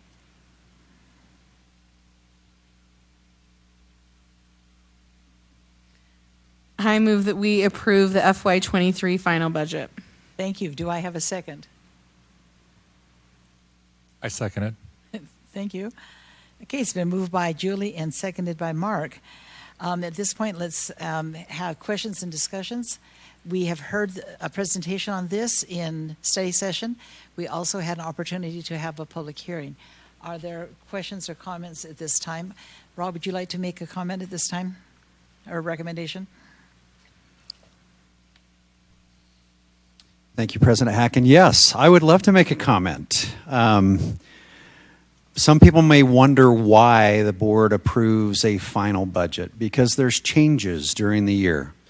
And so just like any other budget, there needs to have those adjustments, and you need to finalize and say, we will not exceed these expenditures, not just because there's law or there are provisions, because it's the right thing to do, to say this is your final amended budget. So that's, for the public that might be listening, it may seem a little bit weird, but it is a requirement. I think it's important so that when we have our auditors come in and we look at what actually happened, we can see what we said would happen versus what actually happened, and that can help inform the board in future budget cycles, and also to help taxpayers understand the stewardship this board has with their money to be accountable for that. And so that's some of the reasons why we approve a final budget. Pending additional questions, I would recommend your approval. Any comments on the budget? Mark wants to vote. I just want to say how grateful I am. I think most people don't realize that, as we're closing out one budget and starting another, the budget is a year-long process. There's a lot of dynamics where it gets very complicated because there's never enough resources to meet all the needs that we make a lot of hard decisions. I just want to recognize that I'm very appreciative of the business team and how much time that they spend answering questions and making sure that resources are getting to the classroom and to directly to our students as much as possible. And so I just want to express my gratitude for the entire business team who participated in that. I'd like to add to that our business team is phenomenal, and there's more than one version of the budgets. Like Julie said, they have to keep updating it and revising it as the year goes on. And our business department has had multiple awards over many, many years. So we appreciate the trust and confidence we have in these budgets, and thank you for you and all of your staff for preparing this. Are there any further comments? Okay, let's vote then. All in favor of accepting and approving the fiscal year 23 budget, say aye. Aye. Aye. Any opposed, say nay. All right, the budget stands approved. Thank you, board members. The next action item is approval of the fiscal year 2024 tentative budget. And again, I would invite our business administrator to answer any questions. I recommend your approval of the fiscal year 24 tentative budget. Okay, do I have a motion? I move that we approve the tentative budget for fiscal year 2023-24 with a supplemental one-time appropriation for paraprofessional support and a recommended tax rate of 0.005056, The recommended rate does not include the charter local levy of .000064 set by the Tax Commission and may change due to the certified tax setting process. The recommended tax rate will be finalized at a truth and taxation hearing scheduled for August 8th, 2023 at 6 p.m. Thank you. Do I have a second? I second it. Okay, do we have discussion on the 23-24 budget? Yeah, so I just want to thank Business Services for addressing this. We have some gaps in federal funding, and so thank the team and DLT for addressing this quickly so that we can meet the needs that we have in the incoming year. And I just wanted to make a comment. I appreciate the Business Services team and wanted to let the public into a little bit of the process. This is a very tight budget. This was, as we were putting this together, there were several people who commented, I don't think we can do this another year. This is such a tight budget. I think we had capital needs that were deferring maintenance on buildings. We were only able to fund about half of the maintenance we need. So each year that we have to defer maintenance, that ends up building up to where eventually you just have systems failing. And I think this year we had a system fail that we're having to replace because we were probably not able to prioritize it when it needed to be replaced earlier. So anyway, I appreciate all those who worked on this budget, board members that have combed through this. And I would like to assure the public, there's a kind of a perception that there's a whole bunch of fat in budgets. And I think all of us came onto the board possibly harboring some of those ideas and have looked for that fat. And at least in my experience, it's not there. This is a very lean budget, and it's really focused on serving students and helping them to be successful. So thank you for all your work. I have a couple questions I'd like to ask. Superintendent Farnsworth, what area of this budget really highlights the goals that you have set, where you're really focusing in and targeting to meet those goals? Thank you. A couple things that come to my mind. I appreciate the significant investment in our employees. In terms of salary, one of the board priorities is to attract the very best teachers, and we know that that is kind of our core technology. What happens in the classroom matters most. And when the salaries that we're getting at not only allow us to retain those teachers and keep them from going to other industries, but in talking with our university preparation programs, they're able to attract high-quality candidates to come into the profession because of the salary that we are starting to offer and where those salaries are hitting. And so they're very appreciative of the board and their work to attract quality candidates into the teaching profession. So the single most significant factor on student learning and achievement, which is our vision and mission, is what happens in the classroom. And being able to have a salary that is so competitive to attract those candidates, retain those candidates, teachers that we have, and attract new candidates makes a significant. We saw an example of the highlight tonight of the impact that a teacher can make on individual students and a whole class, and we want to continue with that. And so this budget prioritized teacher compensation and support, administrative compensation, our classified employees' compensation. They all received a very generous package. So that's the first thing that comes to mind is how does this align with our priorities? It's supporting the classroom and our schools. And if you had an extra 3% in the budget, where would you allocate it? I would go to all those things that were cut and then put them back in, because our requests that we have from our capital, from our maintenance and operations budget, they are not wish lists. They are basic necessities, needs that we have to operate the district, and we had to cut those back. So any additional money that came into the budget would honor those previous requests that had to be cut because of the need to balance the budget. Those are my initial thoughts. Chair Hacken, may I ask a couple questions to Mr. Smith? Absolutely. Mr. Smith, what areas of the budget are most under stress, ones that we should keep a close eye on this school year? Thank you, Board Member Lincoln. I appreciate that question. There are several areas of concern that I have, and many don't maybe understand that this is really the last budget I'll be bringing to you before there is a replacement and a new business administrator hired. We're in good financial position, but there are several areas I would highlight moving forward. Number one, medical insurance costs. I shared some updated statements from our insurance company with the district leadership team today. The renewal rates for this budget, which are in here, we saw an increase of almost 11%. And we worked with our associations to share some of that responsibility with our employees, and then the district also sharing in some of that cost. As I look at those utilization reports, the 12-month loss ratio, so I'm looking at premiums paid versus expenses paid out, we're right now 99+% utilization.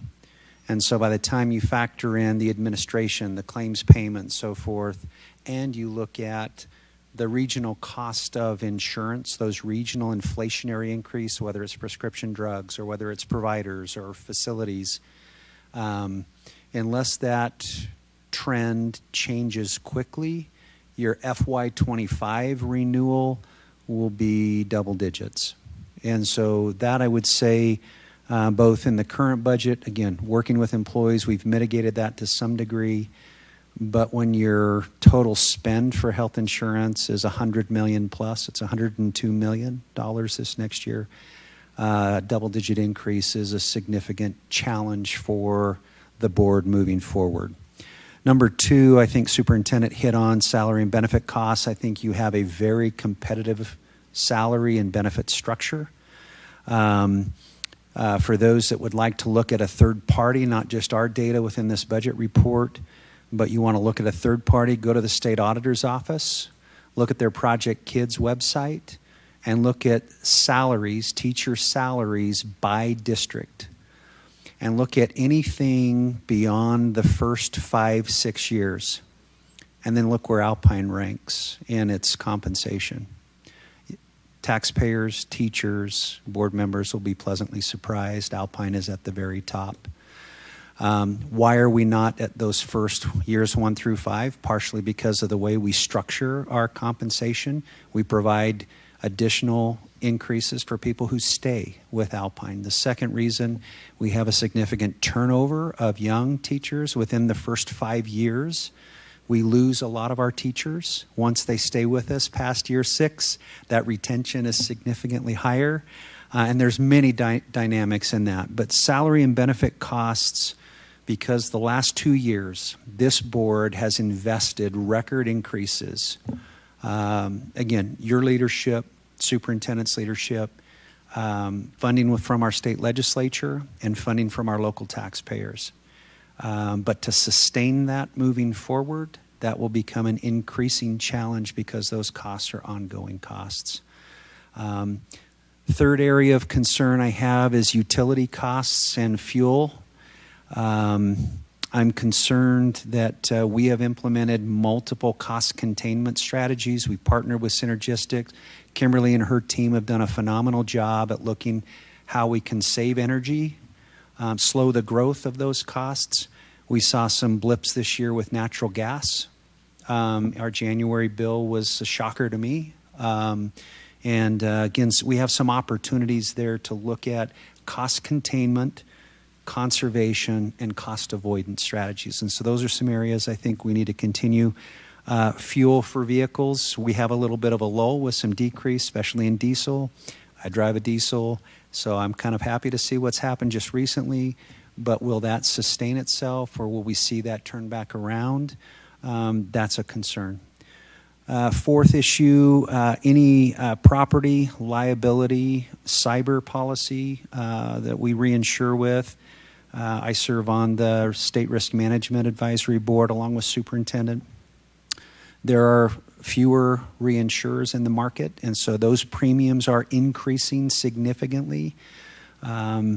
hundreds of thousands of dollars that we'll be faced with over the next 3 years in those areas. Buildings cost more. And if there's a loss, a fire or something, then those costs are going to result in higher premiums.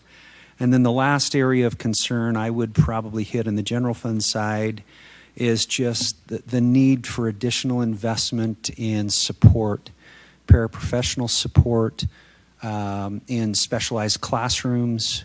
With the pandemic, we've received a lot of federal money. Those dollars are gone. And it almost feels like we finally had the support levels that we needed all along, and we've identified some gaps. And in the motion, I think you've taken additional steps to provide additional paraprofessional support. But that's an area I'm concerned about sustaining over time. In the capital side, Superintendent mentioned this, cost of deferring maintenance, the replacement cycle that we've deferred or altered. I'm concerned that brings two pressures: inflationary cost increases and then the financing costs if they're not funded with ongoing funds. You can only do that for so long. And in downturns, those are areas that you can reduce quickly, but there needs to be a plan to restore that. And so in capital, additional resources are needed. And then the second item in capital, we need to continue to invest in our growing areas to meet the needs of students who are already here and continuing to come.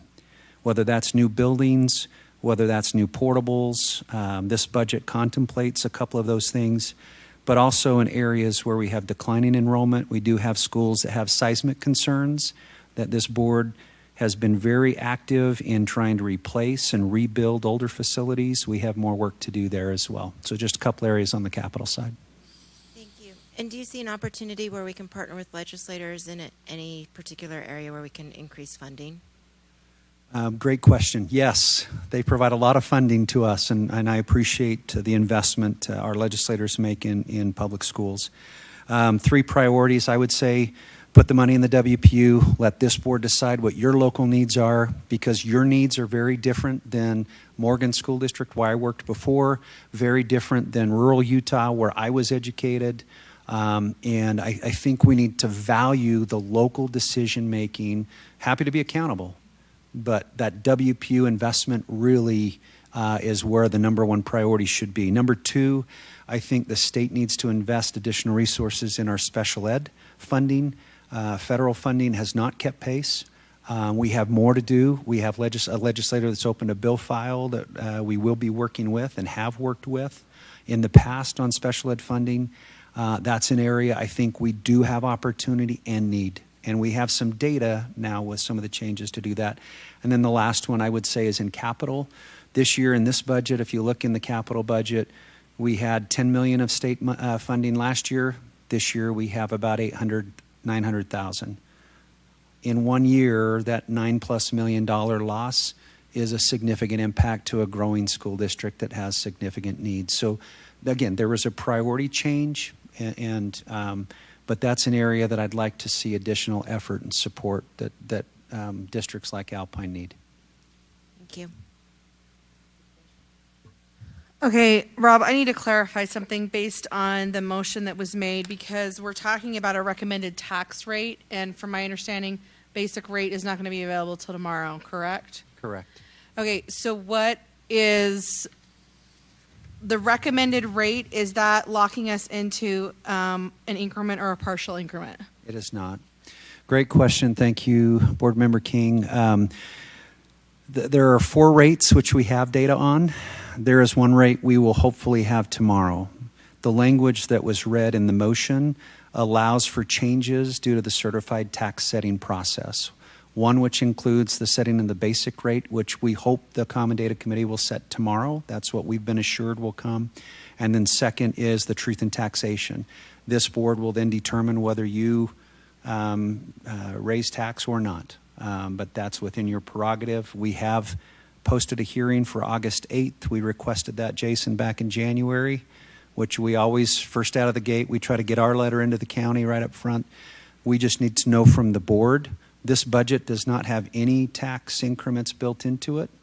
But we need to know from you by June 22nd of what number of increments we need to put into the system for that truth and taxation hearing. So I just want to make sure that we're really clear on this one. This, basically the motion is a one-time appropriation for additional paraprofessional support. I think one of the things that we've really struggled with, as Rob referenced, the SPED funding, is that we're not keeping up. The state dollars, the federal dollars are not keeping pace with the needs that we have with our students, and we're now facing a dynamic where we're trying to figure out how to resolve that issue with significantly shrinking funds. I know for me personally, I have been in my schools that have behavior units as well as specialty schools that serve some of our most severely disabled students. We have to make sure that we have the right level of support. It's a safety issue not only for the students but for the staff as well. I know it's something that we've struggled with over the last year as we've looked at the budget and the continually shrinking numbers. I think at some point we are going to have to stand up at a local level and make this a priority. We have predominantly relied on state and federal dollars, and I think we are getting to the point where we have to say we've got to take ownership for this. The dynamic is always there's never enough resources. There's never enough resources. But at some point, we also have to take responsibility for the role that we play in that. And it's always a tension, since our funding mechanism at a local board level is property taxes, which I've always said I think is the most egregious tax that we have, but it's the funding mechanism that we have to work with. So I think we're going to be facing a wrestle over the next few months as we try and figure out how to prioritize those things. And I think, Joy Lynn brought up some really great points about, where could the dollars go, where our greatest needs, and the reality is they're everywhere. So those are my comments. Just to clarify, Vice President King, I think the one-time allocation allows us the flexibility to meet needs right now, but also look to advocate for additional resources, adjustments internally in budgets and funding to provide for the ongoing support of our special ed students. But it's a one-time allocation that buys us, out of fund balance, that buys us some time to, again, acquire additional resources and make some adjustments to internal budgeting. I'm sorry, if I can just get a clarification on your last comment. You said that we need to tell the county the number of increments we're going to look at in 2 days. So is that process already finished, or do we need to do something here? Okay, I just wanted to make sure. Okay. How do we do that without having a truth and taxation hearing? You just let the will of the board be known, and then we'll go through the truth and taxation hearing where it will be finalized. That's my understanding of it. Okay, thank you. Okay, are there other comments? Clarify that just Yes, a little bit more. thank you. The board directed us, we initially in the budget version, was it 1.0 or was it 0.5? I don't remember. We've had multiple versions of the budget. We had recommended 3 increments, and you've heard me in the budget process, the 3 board members that serve on the budget committee with the 10 cluster principals, the advisory council. That's been my recommendation. Currently, without knowing what the basic rate will be, the tax rate will go down. For those that did not listen to study session, we're projecting the tax rate to go down a little over 6 increments. So to keep the tax rate flat, you would need to raise 6 increments. Okay, so that's an option. Again, our team recommended 3. That 3 would provide resources, whether it's for paraprofessional support, whether it's capital support for deferred maintenance, whether it's whatever the priorities of the board, which you have 3. We take that direction from you, but the tax rate is projected to go down 6.13 increments pending the basic rate, which hopefully we'll have tomorrow. So anywhere between 0, and if you had 0 increments, then your tax rate would go down 6 increments. Okay, so if you did nothing in August 8th, your tax rate would, but adopt the certified rate, your tax rate would go down 6 increments, plus the adjustment in the basic rate. If the board did 3 increments, then your tax rate would still go down 3 increments. Okay, pending what may or may not happen tomorrow with the basic rate. So those are the things the board needs to wrestle with. Again, per your direction, the version 1.0, which we had on file in my office by June 1st, which is the statutory requirement, it had 3 increments built into capital. We got feedback from you, which we always do, and you're awesome at that, as well as, I don't know, about 30 questions, I think, on budget items, and I'm so grateful for all of those, because you read everything, and you find a spelling error on page 121, which I still can't believe I missed that, because I said, yeah, it's right. Oh, no, you're wrong. Okay, thank you. Anyway, we take that direction from you. And so this rate doesn't have anything built into it. And again, you'll finalize that on August 8th when the board goes through truth and taxation. So is the process that we give you direction tonight, or we wait until after the tax rate comes out tomorrow and then?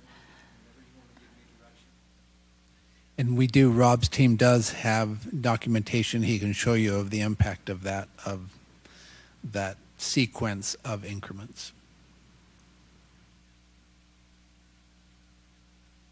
Rob, I hope you can hear me. I just wanted to say thank you for the heavy lifting that you have done in responding to the will of the board. You have accomplished some amazing things. We've asked you to help us allocate resources more equitably and to respond to some budgetary transparency issues in the last several years. And I just want to thank you for being so responsive to the board. And you have more than done your share of the heavy lifting here in Alpine School District. And I just wanted to say thank you. I also wanted to acknowledge the communications that we've gotten from our SPED parents, special education parents. They have rallied for their kids. And I think it behooves us and to rally with them and to do some heavy lifting for them, because there is a budgetary shortfall in our special education programs that we need to address, and we all need to be participating in that. So thank you. Thank you, Board Member Wilson, and I was able to hear you as I think everyone else. It's a team approach. Jason Sundberg leads our budget team. Larly Nebeker, Crystal Michaelis, Jennifer Nielsen. They're phenomenal. We get support from our accounting team as well. All of our principals that were involved in the process, the directors, our superintendent, leadership of the 3 board members assigned. It's a team effort, and there are always more needs at the end of the resources or the dollars. And it's always a tough thing to prioritize. So I appreciate that, but give the credit to Jason and the team that does all the work behind the scenes. And just it's a privilege to work and support you in that effort. Okay, are there any other comments or questions? Seeing none, let's vote on the FY24 tentative budget. All in favor of approving the budget as we have received it, say aye. Aye. Any opposed, say nay. Thank you, Ada. So that was with the amendment, or With as it was stated. All right, then the budget has been approved, and if you will notify Julie and I as to that tax rate tomorrow, then we'll circle up with you and give you the information you need. Okay, the next item is the Barrett Forbes Greenwood Elementary boundary adjustment. I would invite David Stevenson, Executive Director of External Relations and Communications, to come forward to be available to answer any questions. There really is one boundary adjustment proposal, so David could speak to that, and we recommend your approval.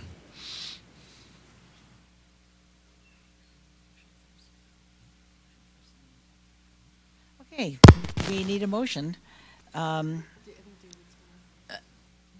question is, David, do you want to talk first before we do a motion?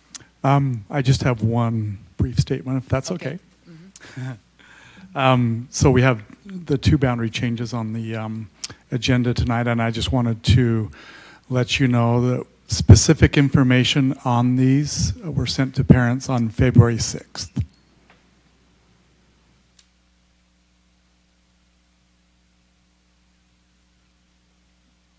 Anything else? That's it. All right. Do I have a motion on the Barrett Forbes Greenwood Elementary boundary adjustment? I move that we pass the Barrett Forbes Greenwood Elementary boundary adjustment. And do we have a second? A second. Thank you. It's been moved by Sarah Beeson and seconded by Stacy. Is there discussion on the Barrett Forbes Greenwood Elementary boundary adjustment? I think there was only one plan presented. Is that correct? That's correct. Okay. I just want a couple of things. One, thank you on behalf of Greenwood, who is getting relief that they very much like. And also thank you to DLT and those who made it possible for two of our life skills teachers to stay together. That was really important to the community and to the teachers. I just want to publicly recognize that, that we were able to make that work. Okay, other comments? All right, seeing none, let's vote then. All in favor of the Barrett Forbes Greenwood Elementary boundary adjustment, say aye. Aye. Aye. Any opposed, say nay. All right, it passes.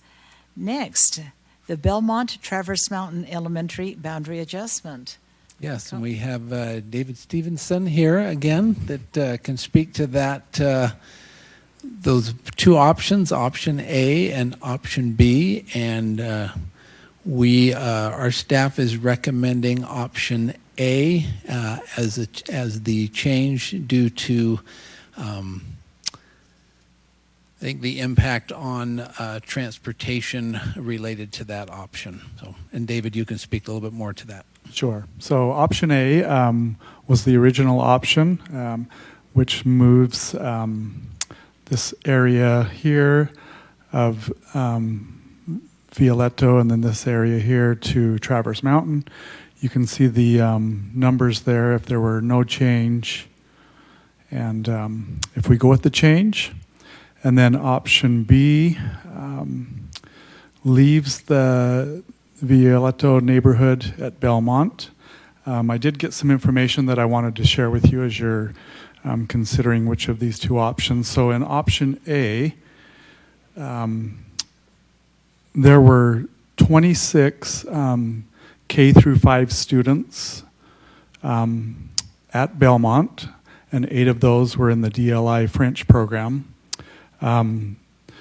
Looking at records as far as students who rode the bus, there were approximately 10 students that regularly rode the bus from this neighborhood, and they actually had to pick up down at the roundabout.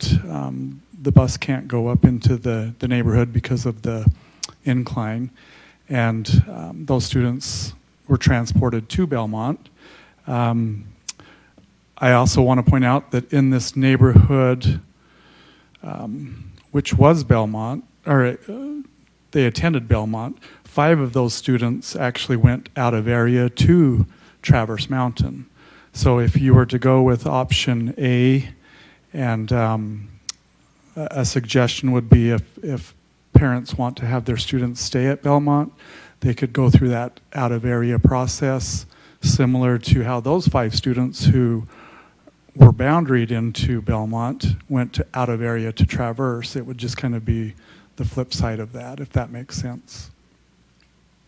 And no transportation is provided for an out of area student, correct? That's correct.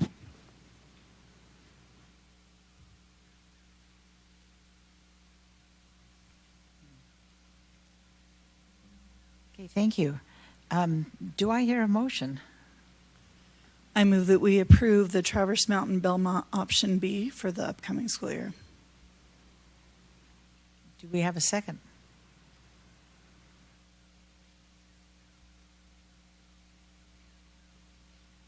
I'll second.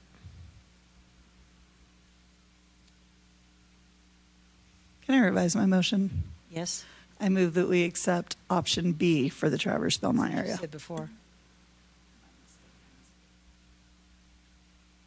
Minus, the school year, okay. I'll second. Okay, it's been moved by Stacy and seconded by Joy Lynn. Is there discussion? I appreciate the staff work on this. Really, this is just overwhelming reach out from the community in Violetto. It makes sense for us to keep them together there. I think from the way I look at it, it's a little easier for students if they're boundary to Belmont to out of area to Traverse Mountain. My concern is if we have Violetto out of area that there may not be space for them in the school. So I believe that option B is the best interest for the community. I have a clarifying question. So, Mrs. Gustafson, in her public comment today, said that there was not busing provided for the students in the Vallejo neighborhood currently going to Belmont, but I'm understanding that there is. My understanding is there is a bus, but only about, as was mentioned from the information I received from transportation, about 10 students utilize that transportation on a regular basis. And the stop is at the roundabout, not up in the area. Yes. So the stop is down right here. Yeah. So actually with option B, the bus would pick the students up inside of Traverse Mountain Elementary's boundaries to take them to Belmont because the bus can't go up the mountain there.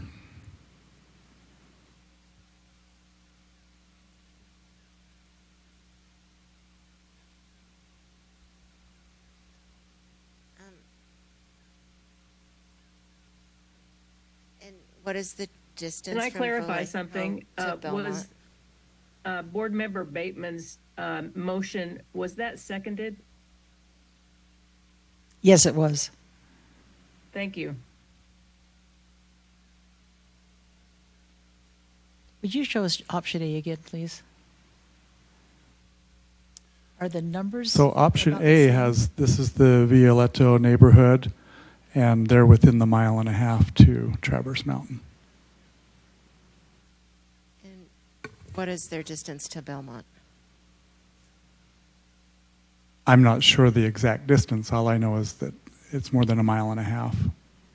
So to clarify, David, option A is no bus to Traverse Mountain. Option B is a bus to Belmont. Correct.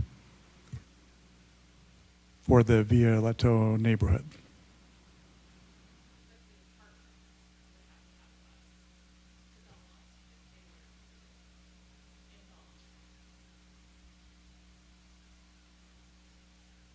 David, where are the apartments on that map? They are, if you can see here, I mean, there's a lot of commercial area down here. I should bring up a Google map.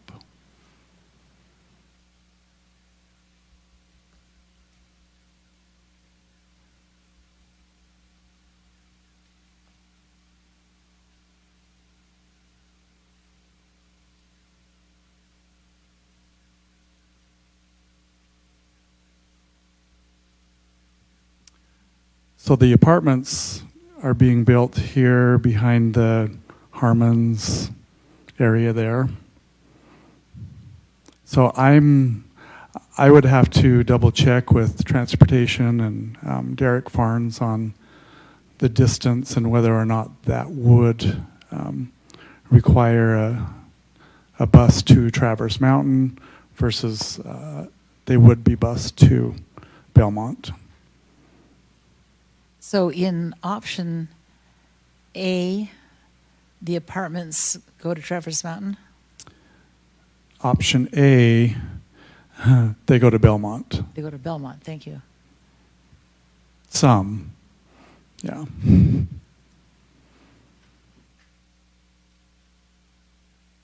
you scroll down the numbers one more time, please?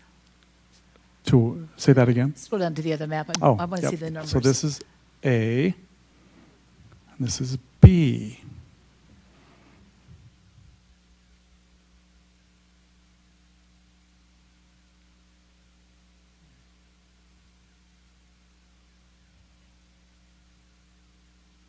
So A moves all of this section from Belmont to Traverse.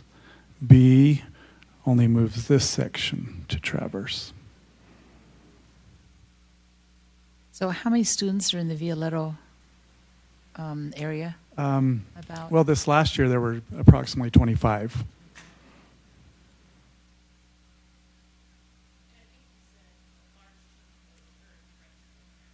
Eight. So most of them would likely stay. Yes, 8.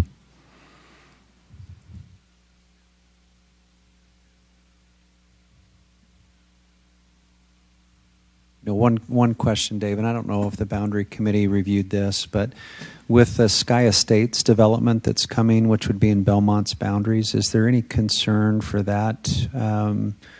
Will that necessitate boundary adjustments down the road between Ridgeline and or other neighboring schools? Definitely. Okay. Unless you have property somewhere there to build a school. Huh?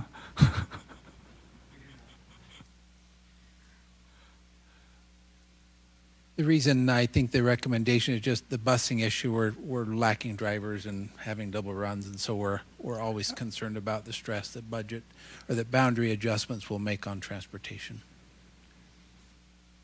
And again, I just want to reiterate that I think where we have no close schools to out-of-area students, there's the potential if parents wanted to keep their kids at Belmont, they could apply through the out-of-area process. If you were to go with option A,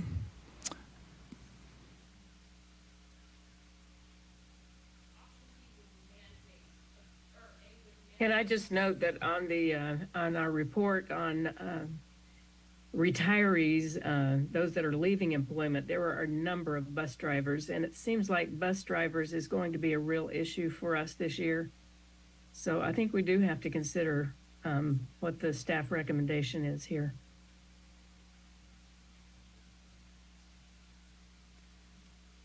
Okay. At this point, we need to have a vote. Are there any other comments? Yeah, I'll just make another comment. So this is the first I'm hearing that there is anybody bused from Violetto. So that would have been, I think, helpful information earlier as when we were working with the community. So my motion stands as I said it. I believe it is in good faith that we should go with option B.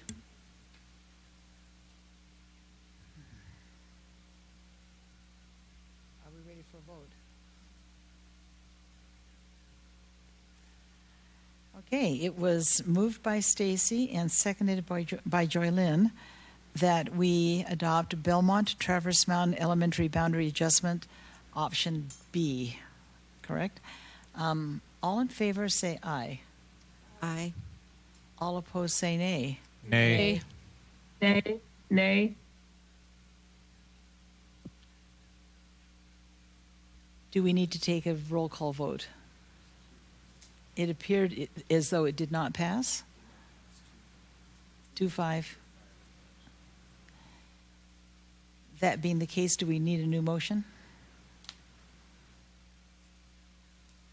I move that we table the Belmont Traverse Mountain boundary to the June 30th meeting to restudy the busing issue. Okay, it has been moved by Joylyn and seconded by Stacy that we move this discussion or this action to the June 30th meeting and we do more investigation on the busing issue. Is there any comment on that?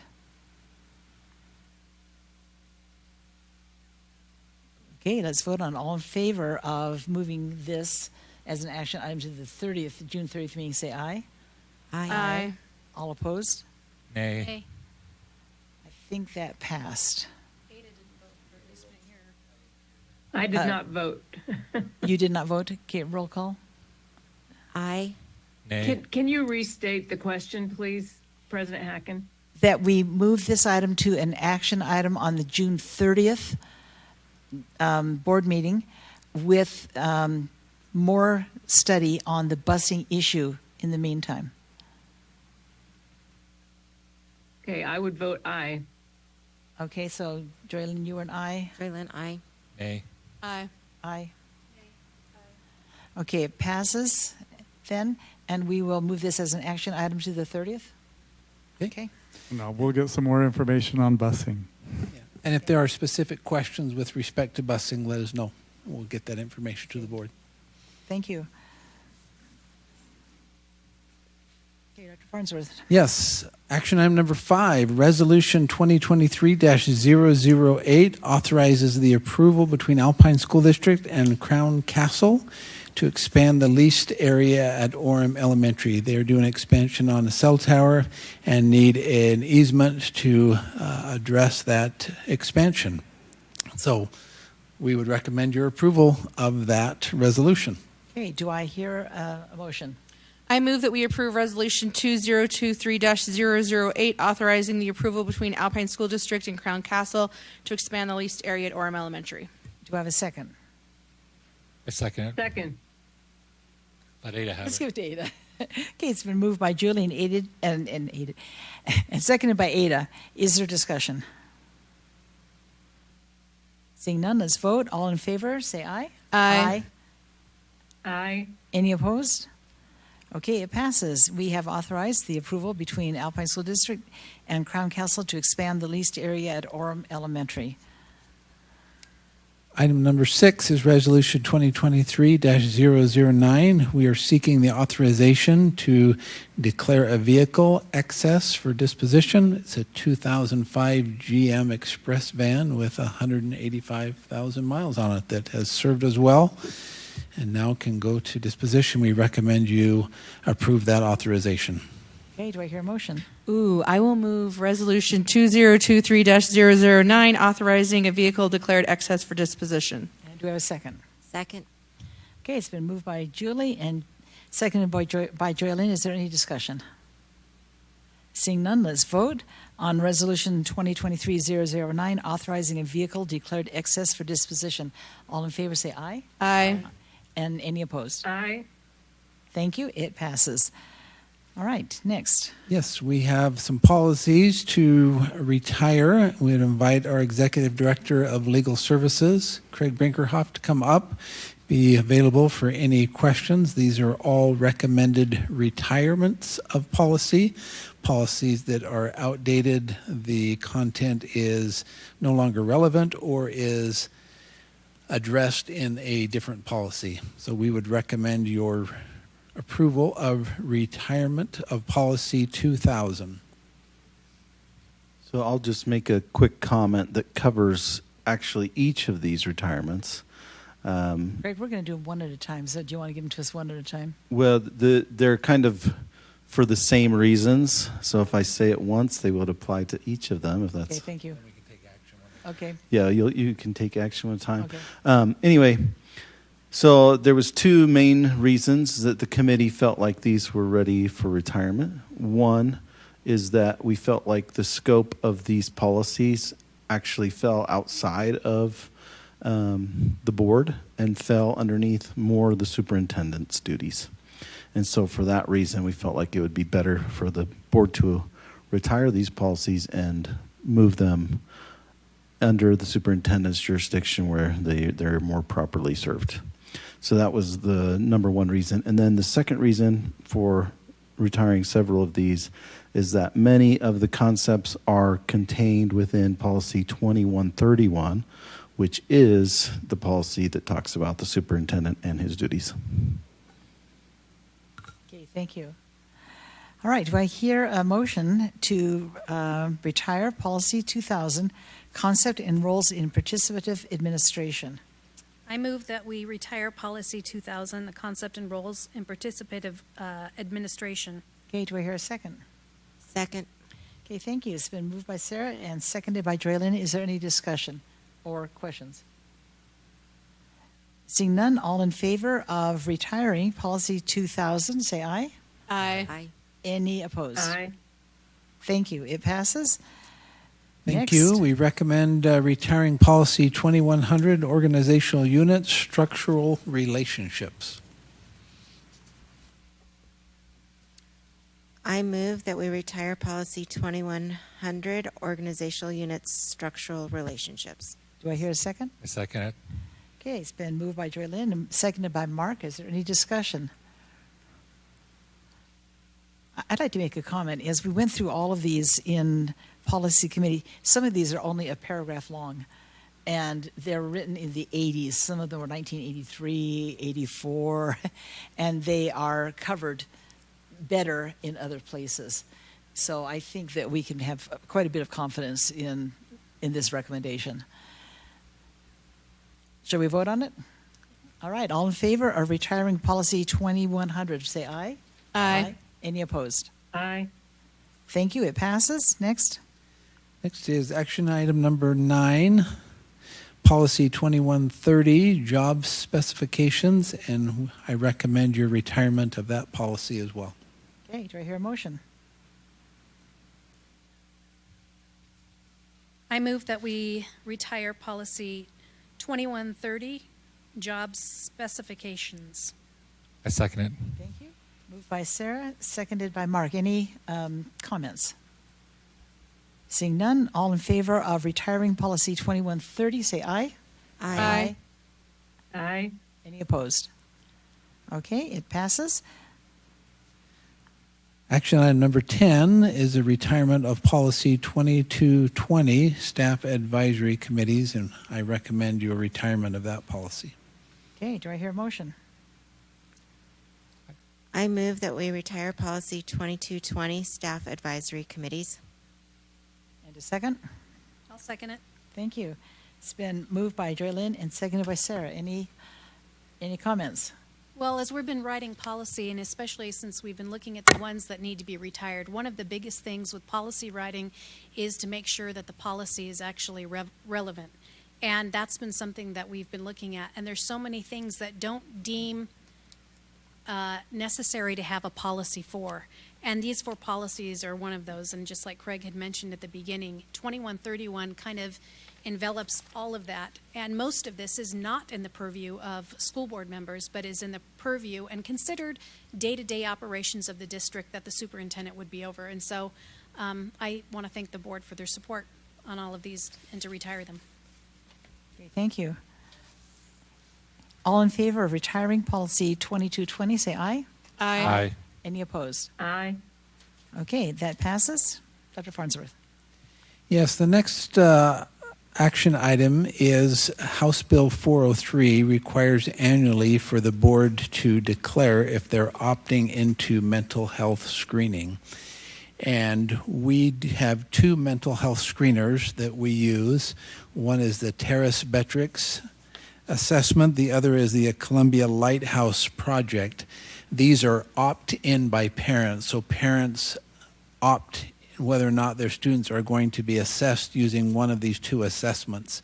These are typically used when a student is facing an administrative hearing and we want to look to see if there is a need for mental health support or if there is a threat assessment done. The CSTAG process will go forward, and then we may ask parents if we could do a mental health assessment to see if a student would benefit from some mental health resources.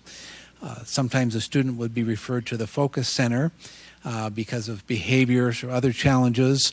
Again, we would ask the parents' permission to allow us to do a mental health assessment to see if part of those services should provide mental health resources. So the state law requires the board to declare if they are going to use mental health assessments.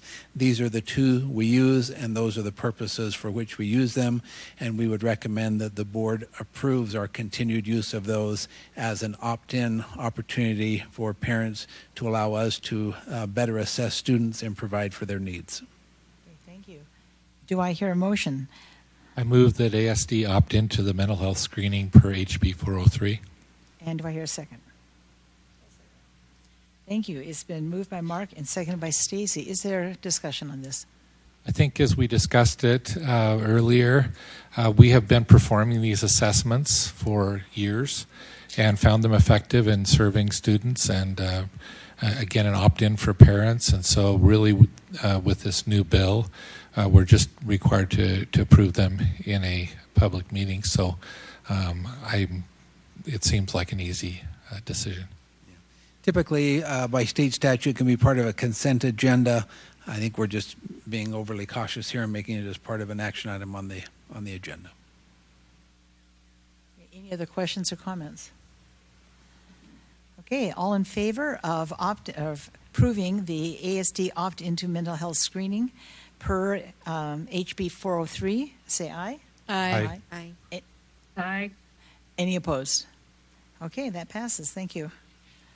Dr. Farnsworth. Yes, the last item is the final enrollment report for the 22-23 school year. You received that in your packet. Just a couple things to point out. The delta, the change in our elementary was positive to the tune of 149 students. You'll see variation across our elementary schools with respect to that. Excuse me, I'm on the middle school side. The elementary was negative 216.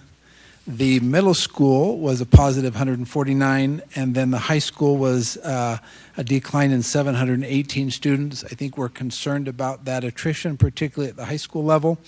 Still dealing with, I think, some effects of the pandemic and student engagement, particularly being manifest in our secondary schools with attendance and then some attrition in our students. So that's something that we want to continue to be mindful of and watchful. Thank you.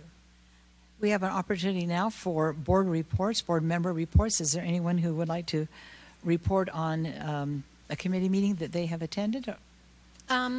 We kind of talked a little bit about in study session about sports and all the wonderful sports that we have our students participating in. And Sterling Keys in our district shared with me in an email what's been going on at least this last year with fine arts in the district. And I sent you all a video. You may have gotten it or may not have gotten it, but it kind of gave us information of how many high school band performances there were. So out of our 10 high schools, there were 292 performances. Out of our junior highs, 182 for our bands. And orchestra, there was 115 performances. There was 153 high school choir performances.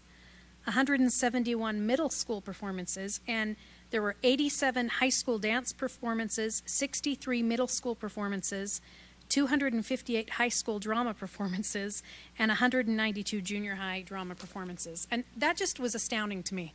And I'm just so proud of our students that we have so many wonderful outlets that our kids can participate in, and it helps them in every way, and it's so enjoyable. I think all of us we all got to attend together one of those performances this last fall, and that was fun to do together. I just want to express my gratitude to all the fine arts, teachers and directors that sacrifice a lot of their time, and they typically live at the school like our coaches during those seasons, and thank them for what they're doing for our students to keep them involved. Thank you. So I guess I just wanted to extend a plea out to the public that if you have a kindergarten student you have not enrolled, or you have friends who have kindergarten students who are not enrolled, please, for the love of all that is holy. I feel that we have this dynamic every year where there's this kind of like panic 4 days before school starts. We are in a dynamic where we have lots of fun opportunities, and one of those is full-day kindergarten and how to establish that and where to put it. I know that the secretaries in our schools would be really, really appreciative if you have not enrolled your student in kindergarten to do so and do so quickly. Most of our schools have summer hours, and I can encourage you to go to your local school's website and look up when they're hosting school hours so you can register your student. I also just wanted to extend gratitude. I think there's this perception that when school ends, like we're done, and that is not the reality whatsoever. know that many of us have had an opportunity to participate in professional development with many of our teachers and administrators. I know that we have summer librarians who are running summer library. We have nutrition workers who are making sure that students are fed breakfast and lunch over the summer and that they have those resources. We also have elementary, middle school, and high school all doing summer school, that we are making sure that for our kids who are struggling, whether that's with literacy or adjusting, that there are services provided for them. And so I just want to recognize and extend my gratitude for all of our staff who continue to work in the summer and provide resources to our students. The Alpine Foundation held their meeting at Linden Elementary so they could visit the STAR Summer Reading Program there.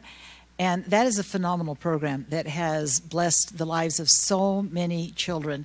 These are first and second graders who just need a little extra boost with reading. And so it's a summer school program that lasts about a month in June. And the results have been phenomenal, absolutely incredible every single year. The progress these kids have made in such a short time. So I'd like to thank the STAR Summer Reading Program and the Alpine Foundation for that. It's funded by the Alpine Foundation, all the faculty and so on. Okay, other reports? All right, seeing none, then we do not need a closed session, so we will adjourn this meeting until our next meeting will be June 30th. At 3 p.m. Okay, thank you all for coming tonight. Can I move that we adjourn the meeting? Thank you. It's been moved by Julie. Do we have a second? Second by Stacy. All in favor say aye. Aye. Aye. Any opposed? Aye. No one's ever opposed. Thank you.